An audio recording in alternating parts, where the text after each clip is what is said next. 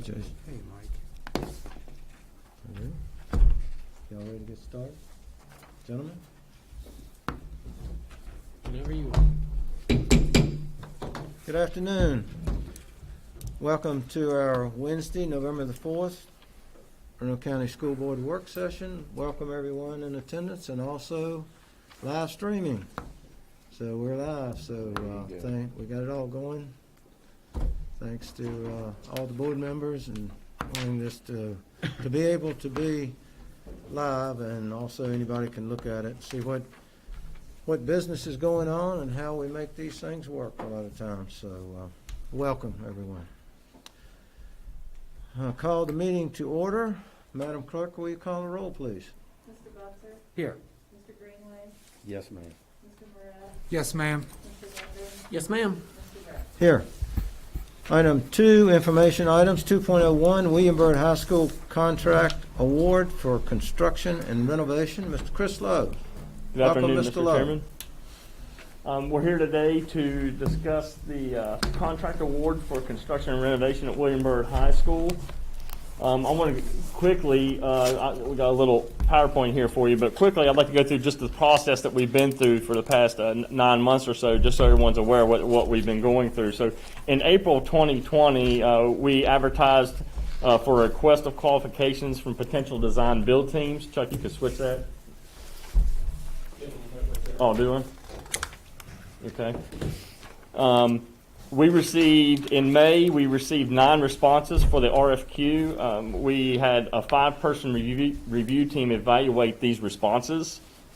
In June of 2020, we invited 4 of those design build teams out of the 9 the opportunity to submit a request for proposals. Those RFPs involved site meetings, scope clarifications, and issuances of addendums over the next month and a half. Once RFPs were submitted in August, we had a 7-person review team evaluate and score the technical proposals of these RFPs. In September of 2020, the 7-person review team met and interviewed and evaluated each of those 4 design build teams. The technical proposals were scored and ranked. The sealed financial proposals were then opened, scored, and ranked. And the highest ranked design build team was interviewed to ensure that the entire scope, as was identified in the RFP, was included in their pricing. In October this past month, we've done contract review from both RCPS and the design build team attorneys, and we are at the point now where we have a contract that we're ready to sign and award. So what I'd like to do is let you know for the first time publicly, is it the arrow, Chuck? Yes, sir. That the design build team that was selected from the review committee was Avis Construction and Hughes Associates. So the process, as I just said, there was a technical proposal. They submitted a technical proposal, had some conceptual design. It talked about how they were going to attack our scope. Avis and Hughes team ranked number 1 out of those 4 teams when it came to the interview process and their technical proposals. So that was 50% of their total grade. At that point, once the technical proposals were submitted and ranked, we opened up the financial proposals. Their financial proposal, was ranked 2nd. So cumulatively, they were number 1 by a big distance. The proposals ranked anywhere from, well, I can get to the price here in just a minute, but I would let you know a little bit about what the scope was for this project, and these are just a few things that were in their proposal, technical proposal. This would be the front lobby proposed concept that they'd given us, and what their goal was to create space to build senior and school spirit. So these drawings that you're going to see right here, and in the renovation of work scope is what they submitted to us as part of their technical proposal. And you see the front lobby area, for instance, has been renovated. They're having some outdoor dining area was proposed. And none of this stuff is locked in stone. It's very changeable as we go through this process. But these are just some of the things that they want to do. They're willing to relocate the Hall of Fame to the 2nd floor, which Tammy has already vetoed. The Hall of what? The Hall of Fame. Oh, Hall of Fame. They had an idea of creating a selfie platform that went over really well with the review committee. New stairs and handicap ramp out front to make it handicap accessible. And large toilet rooms that served the auditorium and gymnasium was also part of that scope. A new media center, which would be down where the guidance area is now. So we're flip-flopping the guidance with the current media center. So this was some renovated space here for the media center to get it into the 21st century. Then we have the new guidance space down where the existing media center is.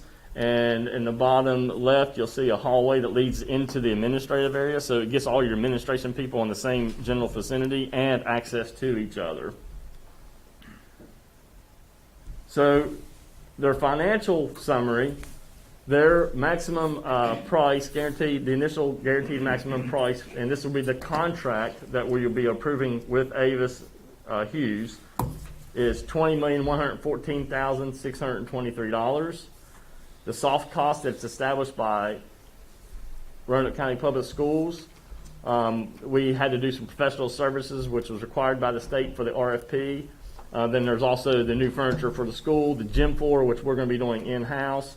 Then there's some other things that has to take place during design and construction, which is some hazardous material testing, special inspections, which goes on during construction, commissioning of the HVAC system. We're wanting to get them into this early on so they can help with the design of the system. And there's also some technology in that soft cost budget. And we have that built at a little over $3 million for a total project cost of $23,308,413. So now that you are aware of our price and the scope of work, some of the scope of work, we'd like to move this on to consent agenda for next Thursday night to approve the contract so we can get it signed and get them on site and start working on our programming and design. And let me not forget, I want to go ahead and introduce you to Mr. Troy Smith from Avis and Mr. Mike Woolwine from Hughes Associates. They're sitting back here in the left corner hiding. And I'm available for any questions you may have about this whole process and where we go from here. Chris, do we have are we doing anything with the old main entrance as far as a facade change? Yes, the front, that's that front lobby, Mr. Butzer. Yeah, do you have an elevation of that yet? We have a concept elevation. It's in the packet, and I can share that with Yeah, everyone. I'd like I to didn't see put it that. as part of the presentation, but yes, we do have a concept. Okay. It looks great, and that was one of the things when we did the side entrance, that this will really make it, kind of bring it together. Right, So, right. Thank you. How many modular units are you going to need? It's a little fluctuating now, and we're going to determine that as we get into the process. They have, I believe, 14 classrooms built into their cost, and we're hoping that the way the schedule plays out, that we can do some shell game with the students in new spaces versus old spaces and the trailers. So when would we break ground? Well, that's a good question. There could be the possibility of actually doing some work in late April, May is a possibility for some new foundation work because there is some infill in the courtyard areas, and then actually getting into the school as soon as students are out and begin demo and renovation work that summer. Good. All right. It's exciting. It really is. Thank you. Yeah, and When the I know Don has been a big help and everybody, but Oh, thanks. I'm a firm believer if it wouldn't have been for this board, it may not Well, happen. We went from it didn't need to be done because it already had been done to this, right? Absolutely. So thank y'all. Thank you. It's going to be exciting. And thank the you. process from here, just so you're aware, Mr. Gray, what the process now is that we will start meeting with the staff at the school and nail down the programming, get it specified, get through the design process, where in the new year we're going to be looking at 80% completion of drawings, hopefully by April. And then at that point of completion, we can move forward with construction and start getting our approvals and plans approved and things like that through the county and all the right agencies. Well, thank you. Thank you to the staff and to Avis and Hughes. We thank you. We're excited, and can't thank you enough. So, Mr. Chairman, I would ask that we put it on consent agenda for the next meeting. Okay. Consent agenda. Is that a agreement? Yes, sir. Okay. One question I have, how are we separating the construction from the students? And maybe since they're here, maybe they can. Troy can probably answer that better than I could. Yeah, so as we start the schematic design, we'll be working with Chris and the principal to kind of phase the project to the way that works best for the school. So at this moment in time, I can't tell you we're going to do this phase first or this phase second, but we'll build temporary walls to keep the students and the staff separated from the construction. And we're going to try to do a big portion of the admin area in the summer, so students and staff won't be there, which will help minimize the total amount of trailers that we have on site while students are there. Our goal after kind of living through Cave Spring is to try to just have as few trailers and as few students in trailers as we can do, and try to get a lot of the bulk classroom stuff done also in the summertime. Okay, and the workers will be completely separated. Yes. Yes. The kind of, Go Mr. ahead. Ray, kind of the good thing too is we're using half the school really, or that portion, so it's really probably building temporary walls in the hallways more Right. than, Right. to separate, so that's kind of a good situation. Good. Good project. Any other comments, questions, gentlemen? Thank Hughes and Troy Davis for coming today. And we will look forward to working with you all. Certainly, very great success with Avis when we worked on Cave Spring, so we know that we know what you'll do. We know what you do, so we appreciate it. So Thank you. thank you. Thank you. You bet. Item 2.02, update to June 30, 2020 preliminary year-end balance. Ms. Susan Peterson. Welcome, Ms. Peterson. Thank you. Good afternoon. Good afternoon. Oh, I don't need that chart. Chuck, I'm not gonna project. Oh, you're not following it? No, I was trying to figure out if you wanted me to sit here or Oh, over sorry, I there. thought you were following that. Sorry. Our hand signals were not in alignment.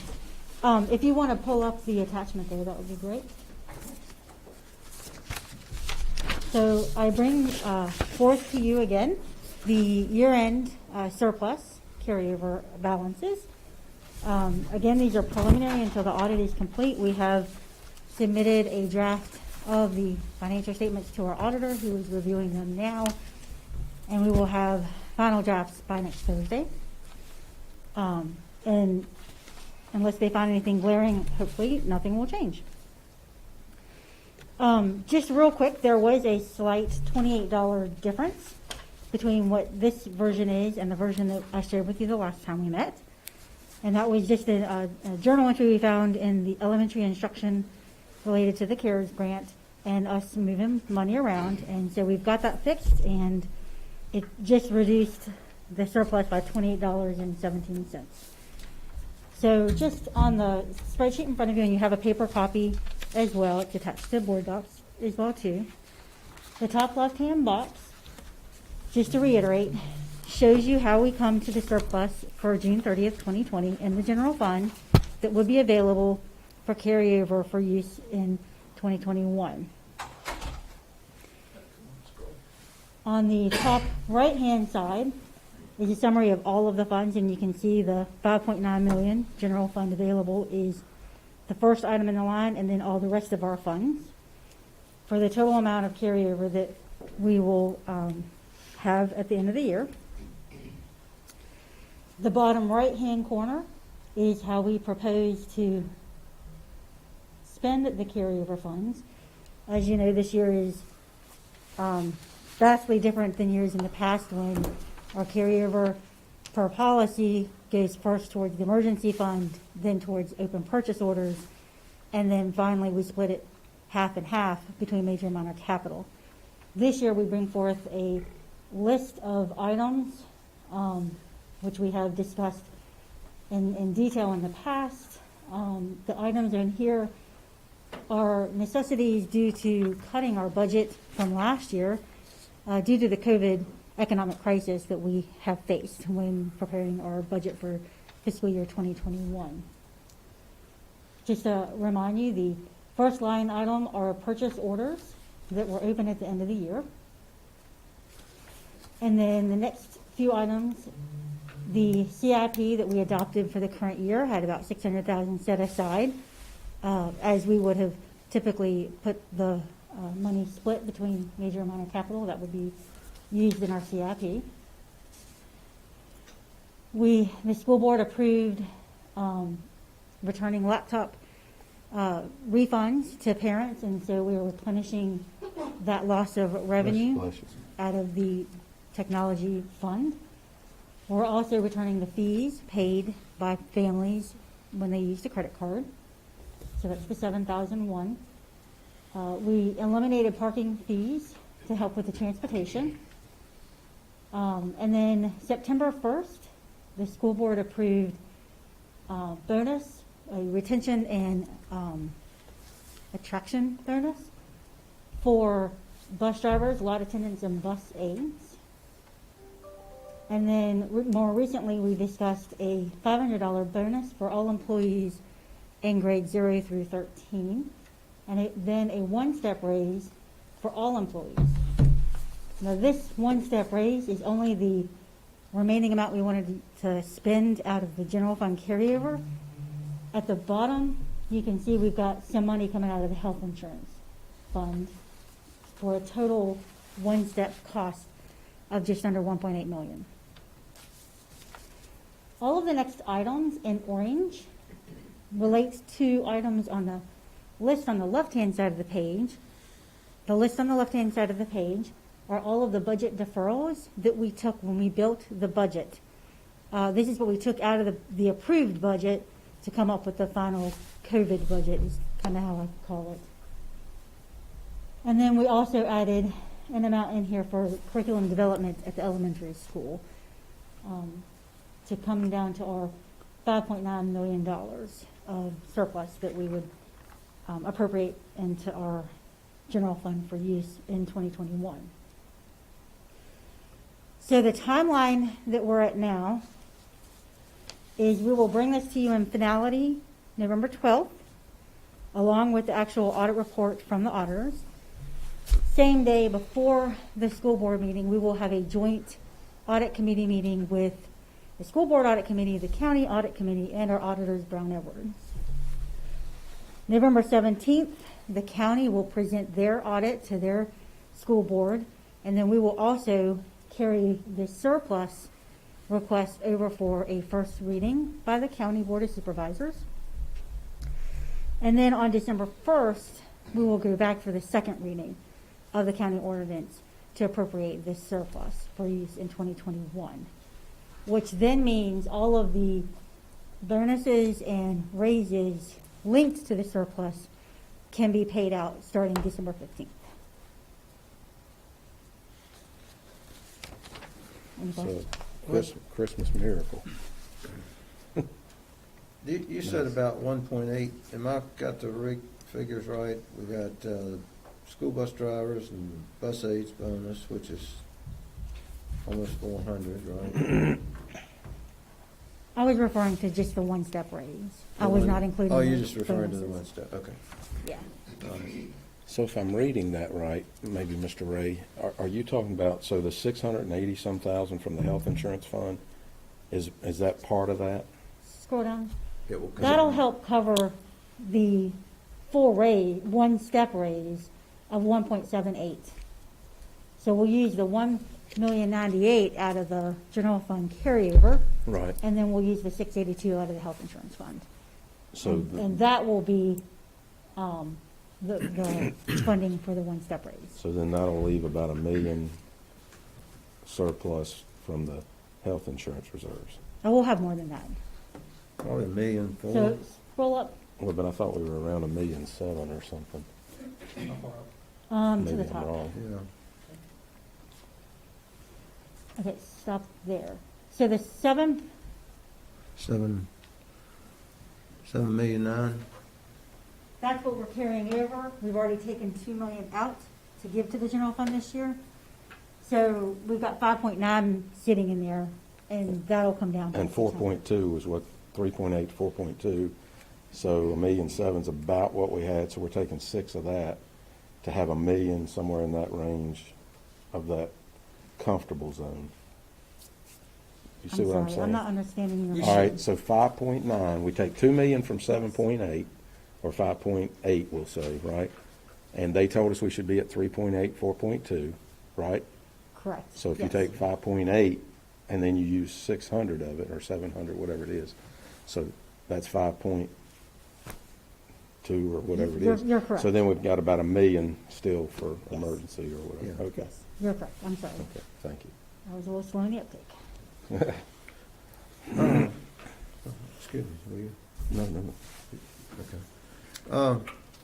What, do you have any, when you had discussions with the county, with the finance side over there, were there any questions? I know that they have requested a meeting with chair, vice chair to go over not just this, but other items as well. Like, you know, what the state, the tax revenue, so a couple other things we're gonna go over, Dr. Nicely. I think they wanted to talk to, let us know what they were doing with some of their CARES Act funding. CARES Act. Try to find some ways to extend some of the daycare options for employees and that kind of thing, which was supposed to end in December. So those other topics like that they wanted to share with us. Yeah. Your interpretation, is there, I mean, I was told that, they're not pulling the rug out from under us and going back on what they said they'd do, but are you getting any, That's not been indicated to us I've not on the heard staff level. anything. I mean, were more there any than- questions on what you showed them? No, they just asked for the reports. I really don't understand. Mr. Blesser? Yeah, I just have a question. The fact that we have the chairman and asking questions about what the intent of the meeting is bothers me. I'd like to know before the chair and vice chair and Dr. Nicely and Susan go to a meeting that we know what the full agenda of that meeting is and what the purpose of it is. So I'm a little confused. When Mr. Ray talked to me about it, I said, well, what's the agenda? It seemed kind of cryptic, and I just want to make sure that any meeting that we have, that you all are like thoroughly prepared and briefed as to what it is you're going to be talking about. So I'm a little perplexed as to what the agenda is. It sounded too cryptic to me. I think it's nice for all of us to see each other. We haven't seen each other in so Well, long. that was Wouldn't one of that the be nice options to say that hi I to everybody? So I guess what I'm asking is, what's the agenda? What is it that they don't know, right? I mean, they have all our numbers, correct? So, I mean, my view is that before we walk into a meeting like that, or before the chairman and vice chair walk in, that you absolutely know what the agenda is. Not that I distrust anybody, I just No. would like to know what Be nice to to know be what- prepared for. yeah. It's just the way I'm built. I'll get with Mr. O'Donnell on that, and well, I think, Yeah, I think what he indicated to me was, I think it was where he was maybe going to be tasked with, putting together a few items to talk about. Right, and, but that's my point. You said that he thinks and maybe, right? Yeah. So what's the agenda? Right. Right. I think it's time for all of us to meet. I mean, we haven't seen them for over, a couple years in a meeting together. Well, it's been a while. Yeah, so I think it's a I think the good. last time was over there, right? It was over one. Yes. It's been a while, Yeah, we yeah. had two meetings in a row. Yeah, let's invite them over here. Any other? No, All I mean, right. I mean, the same thing when you and I talked yesterday. I mean, I just, before you guys get together, you need to know what you need to be prepared for. I mean, so, with an agenda. I mean, That's you all, go into yeah. any meeting, you want to be prepared. Oh, absolutely. So, Yeah, and that was, my discussion with the chairman was, what is this, what do you need? Or let's live stream Talk to it. me. So, Be and that's transparent. when I thought maybe there was some discussion on reneging on something, and that bothered me, so I started getting a little deeper into it till I got the, that it's not, or that we're not pulling anything away from you, but, They Mr. always Greenway do. has made a suggestion, what's the pleasure of the board? Would they rather Well, chair, vice chair get together, or do you want just to say, let's have a scheduled meeting? My understanding was, do they want this meeting before they would approve these funds? That was They're not- gonna do That was it. not been said to me, so Yeah, I didn't get from a that. staff, level, so. I didn't get that, but, Right. I mean, if it's just a question and answer and getting an update on, sales tax and everything, I would think that, that's something that Ken and Dan and Rebecca and Susan could be able to do. Mm-hmm. Yeah, that's a good point. well, here's my view. You do want to keep your lines of communication open. So I don't see a problem. We've had chair, vice chairs. I don't have an issue with that. I just want to make sure that there's an agenda, and that both sides know what the agenda is. For one thing, I'd like to know, rather than just it be them going over our numbers, which is what Mr. Ray said. One of the comments is that they do the same for us. They reduced our budget by about $2 million, right, because of concerns about COVID and what that might do to their revenue. Well, now that we're all the way into November, what's that revenue picture look like for the county, and when do they start making us partially whole again? Yeah, I we mean, the know state- that the numbers are better. Sure, so- so we need to know what that projection is like, I think, because they did reduce our budget by over $2 million. Mhm. So that might be one of the agenda items. Yeah. But I don't see a problem with chair, vice chair, as long as well, there's an we agenda. need to have the agenda and know all the items prior, and let all the board members have a copy of that, so if there's any additions or anything that Mr. Linden and I go forward, you got any comments, Mr. Linden? No, sir. Okay. I still, Before we go forward, no, I'm just gonna Is that say, I a- still say. but we let's- still need a get Yeah. together at some point. Sure, I say get together and transparency and let everybody know that we work for the citizens of Roanoke County. Let's, if they got something, and it's fully, they should be able to ask us and we should respond and so forth, but, we haven't done it in a couple of years. Yeah, and Chairman Radford mentioned that in speaking with Mr. Butzer, about at the first of the year, about having the meetings to get together with chair, vice chair, and they just haven't happened. But, I'm at the pleasure of the board, whatever the majority wants to do, or whatever you want us to do, whatever guidelines you want us to follow, so. And Mr. Chairman, I can certainly offer to have a conversation with Mr. O'Donnell, put together an agenda, make sure that that's distributed to our board members, their board members at a time, and that would be helpful. We can certainly do that. But, okay, but I know we still have a little, Well, I'm good either way, I'm just saying. Okay, I just there's a didn't- I don't reason- wanna, There's a reason you only do a chair, vice chair in my mind, yeah. and, and we all You know say with a that. couple of years though, Tim, but I know that David Radford had already been elected the last time we met. He had not been sworn in yet, so I think it was December. I think it's been it's been 11 months since we all met. I remember attending a chair, vice chair meeting maybe 2 years ago, but not since then. Right. Yeah, he's talking about everybody. I'm talking about Gotcha, everybody. gotcha. Yeah, And that was after the election last year. Okay. But I don't remember it, but maybe so. Look, as long as, chair and vice chair, as long as we know what topics are discussed, Ken and staff can be prepared to answer any questions, and then likewise, Okay. So, How about- I would definitely, I'm definitely a proponent of having the full boards get together for a joint meeting. It's time. We should have at least one of those annually. And we're approaching 12 months, so, is there enough time to get one in before the end of the year? I don't know. I'd like to think we could probably put something in, first or Well- second week of December. Well, how about, we get together, I mean, if you're agreeable, everyone, and wanting, we'll get together, we'll have an agenda to you by no later than Friday. And if you accept that, it's okay, we will have our chair, vice chair, and at the same time, I'll request a full meeting of all, of those joint boards and having it over here with us. Is that acceptable? Sure. Yes. Okay. Okay. All right. I do have a question, just to make sure that I'm not confused. On the 500, okay, we're given a $500 bonus, it says $500 bonus for employees grade 0 through 13, and then one-step raise for all employees. That's not, technically, I guess the person at the top is not on a That step. excludes the superintendent. No, well, no. I said excludes.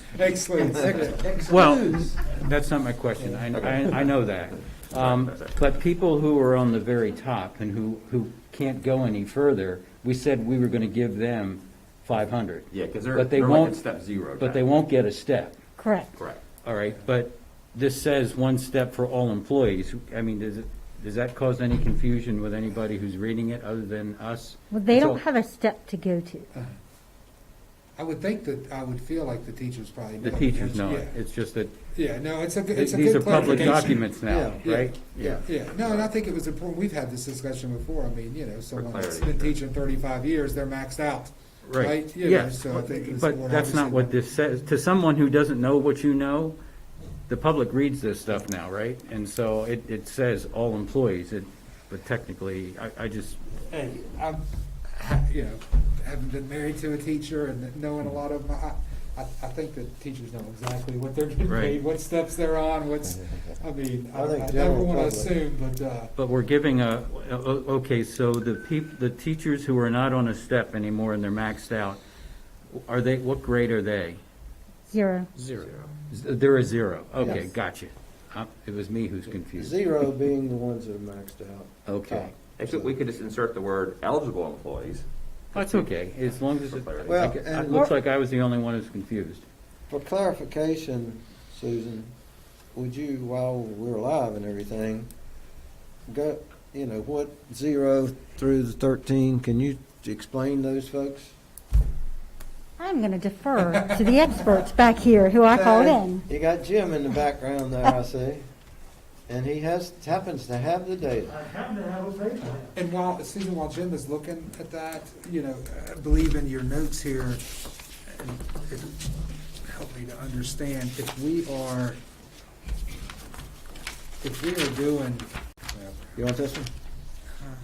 I thought Susan had a little cheat sheet, kind of like but anyway, so we're making this retroactive. Correct. So on December 1st, would there be kind of a lump sum in teachers' checks to make up for retro pay? 15th. It'll be On the the 15th. 15th, okay, that's what I wanted to find out. Yeah, on the December fif- 1st is when the Board of Supervisors will Gotcha. approve it, and then, Right, we've got it all built, if it's approved on the 15th, they'll get all their back, plus if they're eligible for a bonus, they'll get, or if they're on the 500, they'll get Okay, that as well. okay. And then starting also in that period, they're gonna get their new amount. Okay, And then from that point on, it'll be a new amount. gotcha. And that will be going back to June, July? That's correct. Yeah, it'll go back to July 1st is what it'll go back Right. to. Or if, for teachers, it would go back to the start of the contract. For anybody whose contract goes back to the very first date of the Exactly. contract. Whether they, could have been a new hire that might have started in September 1st or whatever, it would go back to whatever their first day of employment would be. Exactly.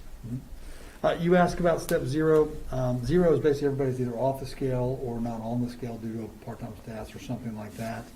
But 0 or 1 to 13, is your building operators, your bus aides, nutrition workers, transportation, your warehouse, your tradesmen, bookkeeper, administrative assistants, specialists, your nutrition managers, I said tradesmen already, your building managers, human resource payroll specialists, those kind of things, licensed managers, nutrition managers in the secondary and elementary level, transportation technicians, and then also your nutrition field manager. They're all included in 13 and below. Now, back to Mr. Butzer's comment and understanding, you said zero, but you didn't mention the people that were out. Zero, because anybody who's either out of, Okay. in and out on the scale, you're considered a zero. Gotcha. So that's how all those people are covered. Just wanted to clarify. Okay. Correct. Did he say that? Okay, thank you. Mr. Chairman, Yes, one yes, sir, quick, Mr. Greenway. I had someone call me today. I don't know if we're gonna get into this somewhere else. If I am, forgive me. I had someone call me that was a long-term sub and asked, if they were also or were they participating in the Monday, and said they didn't think they were, and so I don't know if that's a loophole and I don't know if that was intended. I don't know what our intention was to make sure that we covered everybody I know that has been teaching, and she had been teaching since the first of the year. And We're maybe- talking I about can answer. compensating, Monday was right? considered, basically, we had to put it in where if you had leave or whatever, it automatically didn't take that leave. So Monday looks like a holiday now in our entire system, which means long-term subs would not have been paid for that day. So they would have lost the long-term sub rate for So that day. should we pay them? We have the capability, we can go back and Do do you know how that many if the that would be? board, requests that, we can do it. How many we have on that? I would say long-term subs, we're probably looking at somewhere between 10 to 15. I can get you an exact number. So we're not talking a lot of long-term yeah. subs we have going on. So maybe what? And it's roughly $150 or $180 a day for a long-term sub. Okay. We certainly could go back and pay just those people if that's something that the board wishes, but I think it so. was considered a holiday, so therefore the system doesn't pay a substitute.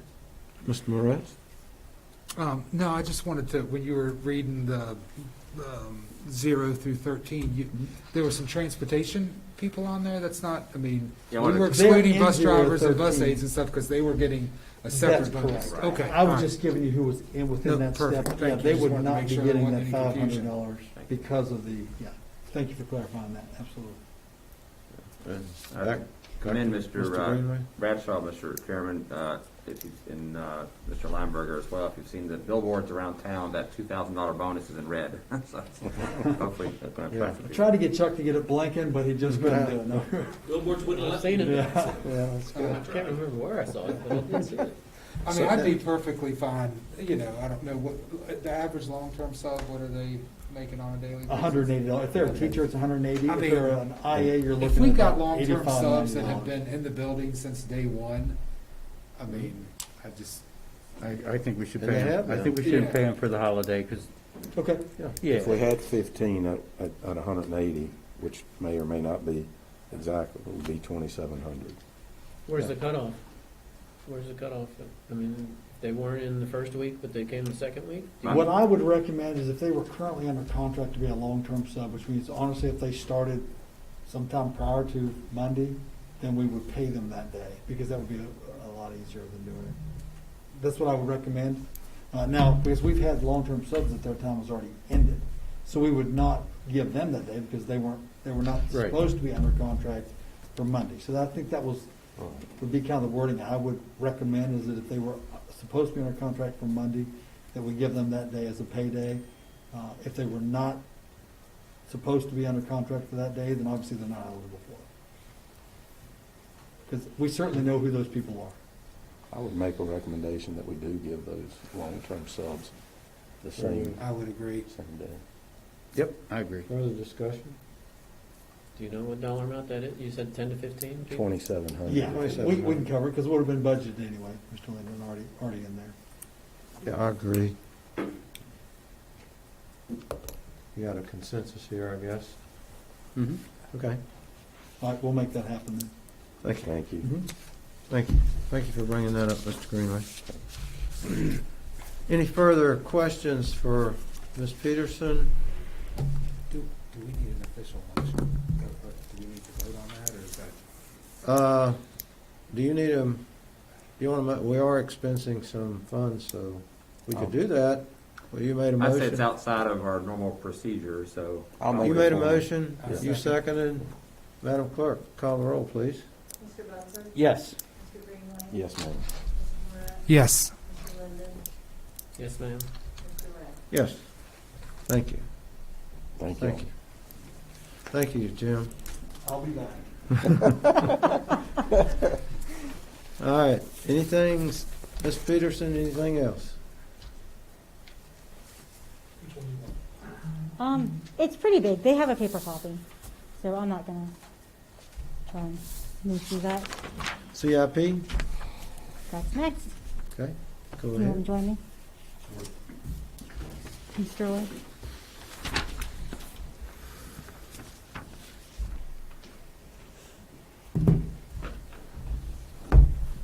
That way you're up here for any questions. Mr. Lowe and I have worked to bring forth to you a draft of our CIP. And the big sheet that you have, along with what Mr. Lamberger has put up on the screen, is our costing method for coming up with how much we need to include in the CIP for every building.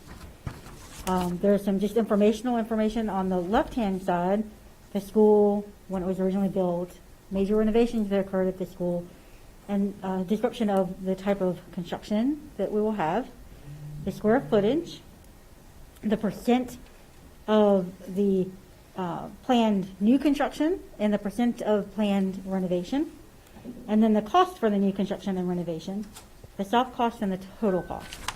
The total cost is what then folds into our CIP itself. I did want to point out, Mr. Lowe and I have looked at this and we have updated some numbers, and I wanted you to be aware of this because it did change slightly. For the pricing, we looked up the VDOE price list for this cost per square foot, and so on the top hand in the blue you'll see in the past we used just, I think it was $290 was the amount we used for every school, and we actually broke it out because when we did research with VDOE it looked like there was a slight difference between elementary school, middle school, and high school for your new construction square footage price. So we broke that out a little bit. We left the renovation cost the same as what we had last year. And then we firmed up the soft costs a little bit. Last year, I think we had, was it 19%? Was the soft cost that we applied to every school. And when Mr. Lowe and I started talking about that, you know, the amount of furniture that you would put into an elementary school would be quite significantly less than what you would put in a high school with their shop classes and the science classes. And so he felt like it was reasonable to kind of do the same thing with the soft cost and put a little bit less for the elementaries and a little bit more for the high schools. So we kind of teased that out to try and just sharpen our pencils to come up with better numbers. The other large, getting into the specific schools, we did drop in the actual amount for William Byrd High. Even though we awarded the contract today, it will still be in the CIP because, as you know, we will get the final bonding amount in the next fiscal year, and so it will stay on here for that. And then for the first two elementary schools, Cundiff and Glen Cove, last year we brought to you a renovation and square footage based on renovating the school. However, it was our understanding that it really was the desire of the board, and when we looked at the cost, just to replace the buildings altogether and have whole new buildings, and so your square footage is going to be higher here to replace the buildings. And what figure that you used for square footage This year or last year? last year? I'll have to pull it up. Well, that's all right. I just was seeing what have we looked at. Glen Cove was roughly 60,000 square feet last year, Yeah. Okay. and Cundiff was 71, if I'm not mistaken. Okay. And so these new square footage amounts, Mr. Lowe price them off of 600 student capacity for W. Cundiff and a 550 student capacity for Glen Cove.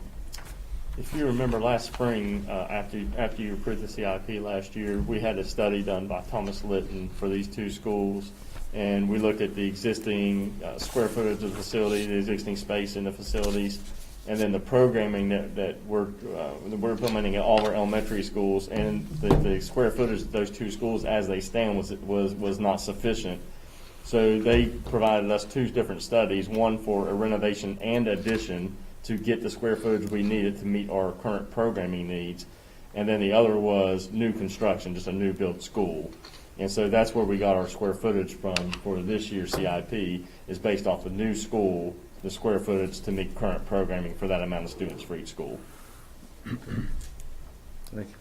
And so these are building new? Yes, sir. Okay. Okay.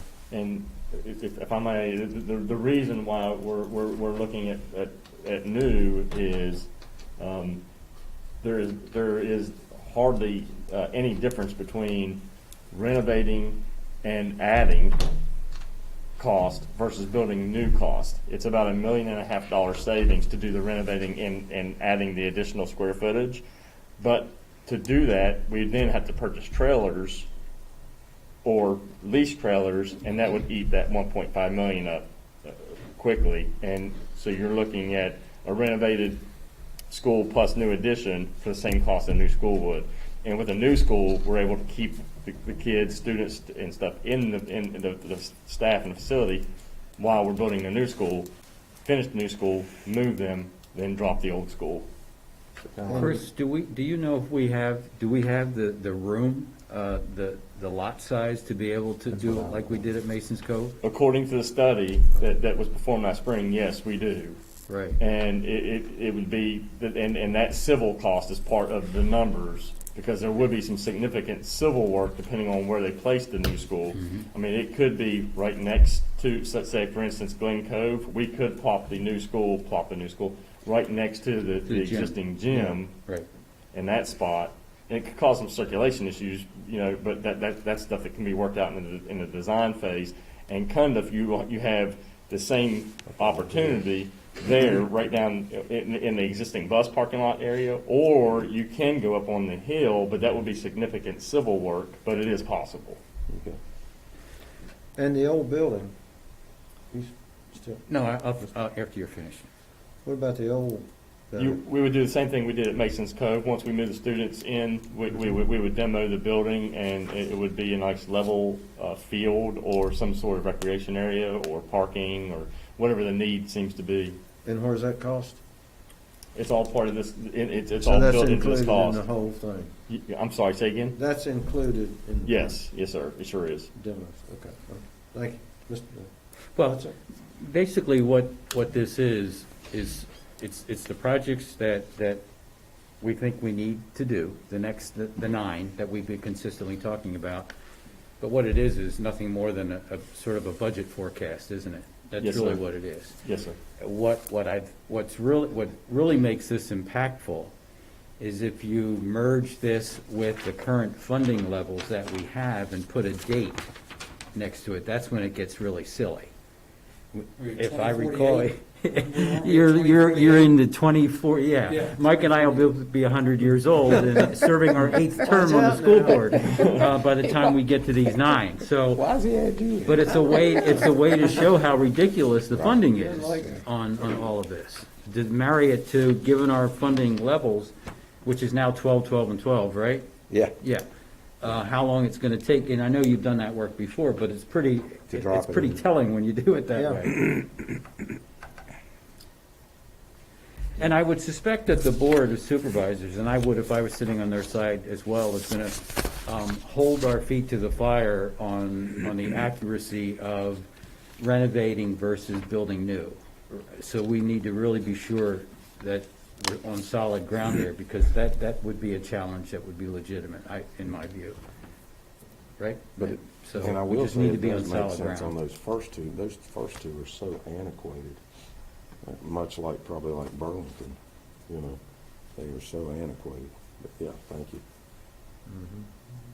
At least Burlington's had some additions and some, Yeah. you know, Yeah, that's true. renovations, whereas, I mean, Those it's kind two, of been really. When the state superintendent says he doesn't know of another, Yeah, right, right. another. That was a quote. It's just a question, is there anything that would accelerate, I mean, we're gonna, these orders, but anything that on the Burton Center that would be accelerated through another funding source with going in with someone, or would that be any, or another building with someone, or, we talked about various things, we talked about is GE available, and going in with Salem and Roanoke City or something. Is there any possibility, or is that just no more talk? I think anything's possible. That actually came as a small part of the recent study that the Board of Supervisors commissioned to look at regional CTE needs. I think that what that study also showed was that given the geography and given the unique needs of each program, there are limits to such benefits in terms of having like a regional type center. And at the end of the day, I think one of the things that would have to be taken into consideration is to what extent, when you do a more regional kind of approach, do you wind up shortchanging your own students in terms of their accessibility to this program? So that was included as a small portion of that recent study, but I think Mr. Cern's not in the room, but what he kind of showed us was I think there was probably some shortcomings to that study as well. Okay. So It's a good question, it's really a good question, but I don't know how long we're gonna kick this can down the We've road. been talking about it. Yes. Oh, yeah, Since we've been on the board, we've been talking about it. And how So- much control do you want, we're talking Oh, about the students, how Burton much thing. control do you want to get back? Yeah. Well, I the agree with you. nice thing is before we actually went and did our work in reprioritizing the projects, Burton was not even on the list. Yeah. So I'm Good glad it's on point, the list good now. point. No, and I think on our side, we're doing, but, then they got involved, and then they wanted to do their study, which told them we were doing better than anybody in the region, in my mind. And so, we found out what we already knew. Yeah. But at some point, we gotta quit kicking that can. And they paid $200,000 to find out what we already knew. And I guess I'm gonna have to go around and see each one of them to ask them that question, because we're not gonna have a meeting. Well, Is this on live? when you marry this or merge this with the existing funding levels and how long it's going to, here's the story I told last year during the State of the Schools, is that these 9 schools need to be renovated now.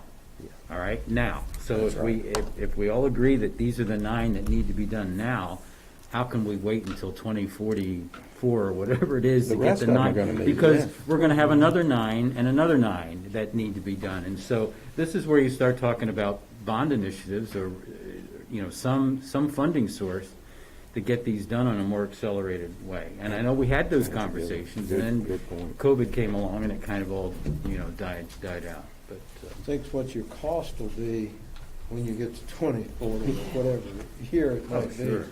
Right? And it's impossible, I think, in my mind, to keep doing this. I mean, we've talked about in here, and I won't belittle it, but the economic, what better economic development and stream of young workers, and we know what our talent is here, and what Jason and the team, everybody's doing. Mm-hmm. So, we need to, the cavalry needs to come and give them some help. we recognize we recognize the Burton Center for Excellence more than any other school we have, Yeah, don't we? yeah. I mean, they're Yeah. always here in Absolutely. this boardroom, right? Yeah, they're always winning awards. And they keep doing with. And skills are so important in today's world. Learning those skill Absolutely. sets. Does Well, that tell just- you that facilities aren't as important? Yeah. Well, I just, from just the study that we did, the recommendations that we did, we appreciate this board taking the stance that Burton does not need to be a separate issue and kick the can down the road, but it deserves its placement and it's a high priority. Absolutely. That's something this board did, which we appreciate. Yeah. So are we ready to Ms. move to the Peters? CIP? Anything else on that, gentlemen? Well, can I go through the actual CIP now? Yep. One thing to note, so this is the CIP, you're used to seeing it. I've laid out all of the costs and when we can fund them. To Mr. Butler's credit, we do have the years over here of when the estimation completion date will be. One thing to note that has changed is the two elementary schools that we talked about, William E. Cundiff and Glen Cove, are pushed out 2 years due to them costing $11.5 million more than what we brought forth last year in the CIP. So they are moved down. And in fact, everything on the list is 2 years later, except for the last one is only 1 year later, the way that the funding works. We're still looking at 2043 as being our final completion date. In 2020, the 21-22 budget, I'll bring your attention to the funding source at the bottom, the 1.256423 in major and minor capital. That amount was needed to put into the William Byrd High project, since the William Byrd High project came in slightly more than we had in our CIP and what we budgeted last year. So the plan is to go ahead and set aside the normal $600,000 that we set aside out of the major capital fund, and then the 656. I lost my number. The 656,423. We go ahead and set that aside out of minor capital right now as a placeholder. Some of those items include a little bit of a contingency that we're hoping we won't need, and so that can go back into the minor capital, but we would feel more comfortable going ahead and setting that aside to ensure the full funding of William Byrd High. And really those are the big changes in the funding schedule and the completion dates. So this is what I have for your CIP. Questions? Now, will you be presenting this Thursday, or you want us? I was Since going to you're bring it back. moving the money, If you have no changes, I can bring it under consent for final approval on Thursday, but I was going to bring a final at the next work session in case there were any changes that you wanted. But if there's no changes, we can just roll it to consent approval. everybody And I okay? feel like this is what we had discussed, the schools that are on there are based on Dr. Nicely and his staff's instructional need, what needs to be, so. Right. Okay. I don't need any changes. I don't Everybody- either, no. Everybody okay? Yep. We will do that. We'll put it under consent for approval next time, at the 12th meeting. Good. Thank you. Thank you. 2.04 COVID-19 update. Dr. Rhonda Stegall. Welcome, Dr. Stegall. All right, thank you. Good afternoon, Mr. Chair, members of the board, and Dr. Nicely. So we're going to start out with the COVID update and show you a little bit of the updated numbers from the metrics. And so we'll show you this one right here. This is the Roanoke County school dashboard. So we just want to show you, there's been quite a trend lately with the numbers. We've been quite high. So just to kind of visualize that point to you, this is currently on November 1st, this current week, and this is by week, okay? So this was the next week. Chuck just moved it to October 25th. You can see that was probably our highest week was last week. And you can just see as he flips through how the numbers change. And we go down and keep going down, but you can clearly see that our cases over the last 2 weeks have been quite significant. Do you see any certain region or anything? No, it's what we tend to see is certain areas will have higher numbers. Their feeder schools and the schools because of siblings. But there's really and seems to be no rhyme or reason to it. So that's there. That's updated daily. This one is this is the one on the VDH website, and the first one is the most important number and the most important chart. When we're determining where we should be in opening schools and athletics, that first chart is the most important one, and clearly you can see the incline in cases there as well. That's the daily cases per 100,000. So you can see that we're certainly trending. We're 37 days we have been increasing. So that's quite significant. The rest of these charts, if you're ever interested in seeing this data, it's very good data. If Chuck, you just scroll through, like they have the rate of outbreaks, what's the percentage of the healthcare workers who have COVID. Look at that number. See how they started high in March and how they clearly got it under control.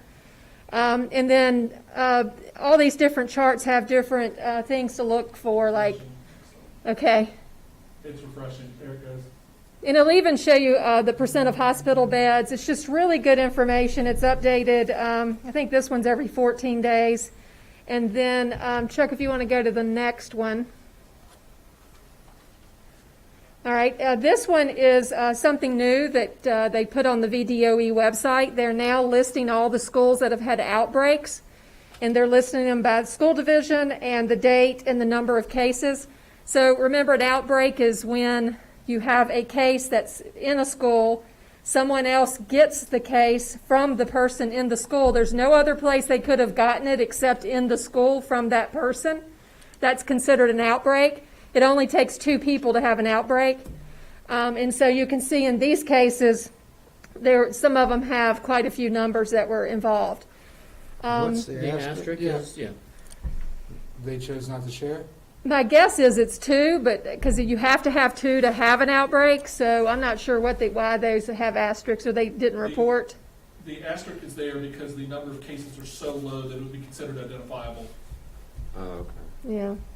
So it only takes 2 for an outbreak. And I will tell you that we've had some close calls. We've had a couple schools where we weren't sure, so we got Molly Odell involved in the health department. They traced it again behind us just to re-verify that we were on the right page. And they came back and agreed with us that it wasn't an outbreak. So we are very conscious of that and are watching. This one right here, Chuck, is that in? Yeah, it's near Southwest. This is another one here that shows you the regions. And if you look, hold right there. Here are the regions in Virginia. And you notice that we're considered near Southwest. And you can see we're at the high burden, substantial transmission, and we're increasing. That's the worst case you could possibly be in. Notice that far Southwest is in the same place, and so is Central. So in the state of Virginia, the 3 of our regions are in the worst condition right now. And so the other parts of the state are improving. This is important because the next report I have is on athletics, and the governor allowed athletics to move forward. And a lot of people are wondering why. Well, it's because some of the state is in a good position to move forward, but there are 3 regions right now that are at high transmission, and we're in that right now. Can you go back up a little bit, Chuck? No. Sorry, it's zoomed in. Hold on a second. There Where was the high burden in near Southwest? Who is that? There's Southwest and there's near Southwest. We're considered near Southwest. Is that us? Versus That's far us. southwest. We're Yes. near We're near. southwest. We're Okay. near. So we are high. Yeah, we're considered high burden. That we're trending up, and we're also at substantial. So they're the 3 highest categories you can be at on this chart. I will tell you, hopeful, the last 3 days we have been in the school division trending down a little bit. Oh, you just jinxed it. I know. Oh, no. But we've been averaging 7 to 8 cases a day. The last 2 days we've been averaging 3 or 4. So I'm hopeful that that's showing a trend, that we're coming down, but not so sure. A little bit worried about Halloween. Typically every time we have a holiday we spike back up 2 weeks later. So we'll see how that impacts us. But those are our current numbers right now. Can I jump in just to say, Sure. so just to remind the board, every week we have a call with Dr. Odell and the folks at the health department, along with the other superintendents in our health region. So our health region, again, being Salem, Roanoke City, Roanoke County, Botetourt, Allegheny, Craig, Covington. And I say it that way because we have other neighboring districts that are in other health regions. So sometimes that can get a bit confusing when you see a neighbor doing something or happen to follow one protocol versus another. I'll give you an example. when they define an exposure, correct me if I'm wrong about this, that can occur at our schools, the way that's defined in our health district might be different than it's defined in a neighboring health district, which may be different than it's defined in yet another health district. And so, and to be more specific, what I mean is, of course, everybody follows the 6-foot rule, but then some districts treat wearing the mask a little differently than others. So there are some nuances when it comes to our immediate neighbors, but our health district that we have that weekly call with is our immediate Roanoke Valley area, and then to the north of us. So every week, we get the update in terms of how the trend did, how the cases are going, what the capacity is, all the burden, and like Dr. Segal was saying. So those weekly phone calls are helpful. One of the conversations we have, and I just flat out ask, look, we feel like that, so far, and these aren't our numbers, these are the health department numbers. So nobody's trying to hide anything as far as cases or anything like that. We go by what they tell us to do. But as long as we can keep these outbreaks from happening in our schools, then they feel comfortable with us, continuing forward with how we're operating, as it stands right now. So those are conversations that we have. That's the reason I mentioned it, just to make sure that we're always checking ourselves, to make sure we're doing the right things, to make sure that we're in a spot that they feel comfortable with, despite the trends. And they tell us that we're doing the right things. I think the communication piece is key, but just for the good of the group, and just knowing. Those are conversations that are had. All these decisions. You've got the school nurses involved. You've got the health department involved. Everybody's asking the questions to make sure that the answers are being given. This case data that we've chosen to put on the website is to be transparent. I don't think many school districts are probably doing that. Metric. Or being above and beyond transparent with that. CDC One of the key things that people sometimes do is they don't click on the proper date. So they might look at the opening page on our website and say, oh, well, we know there was a case at such and such school. Well, you have to click on the week, to find it. So it doesn't total, it's a week by week report. So we're trying to be, very, very transparent with all this. So, Mr. Chairman, so I noticed on one of those, and you'd have to go back a few, but you've got on there cases and then deaths. Mm-hmm. How about something in the middle? Can you give hospitalizations? I think it's on there. Okay. It is. We'll go back to it. This one right But here. now, is that school related? No, or is that, it's health department. so that's all outside health the department. school, right? Yeah. So the reason the health department created this metric, that dashboard, is to help school divisions make decisions about where you should be in opening schools, athletics, different things. And so we are supposed to take this information, consider the mitigation strategies we have in place, and all of that combined, along with the importance of education and getting kids to socialize in the mental health and all those aspects. We're supposed to take all this data and determine, where we should be in the phasing. And we have determined in the health department supports that we're in a good place because we're not having the outbreaks, and we're able to bring kids to school safely because we're not having the outbreaks because of the mitigation strategies. So even though our numbers are high, this is actually Roanoke numbers right here. You can actually go in, see the two top ones right there. They're the two that you look at, and we're the highest you can be. So Chuck, if you'll scroll down to show them the top. And this is actually Roanoke County. This is Roanoke County. You can actually go in here and see every locality and see where they fall. A lot of times, like, for example, if you look at Botetourt or Salem, sometimes they'll be at moderate, we'll be at high. And it fluctuates. We have not fluctuated over the last 6 weeks, so we've been at high transmission for 6 weeks. And so those are just, we look at those, every Tuesday when Dr. Dale calls, and I'm looking at them every couple days just to see if it's changing any. So those are what we use to kind of guide our decision making. As we move into athletics, the next topic, this is what we'll be using to determine if we're going to go play somewhere.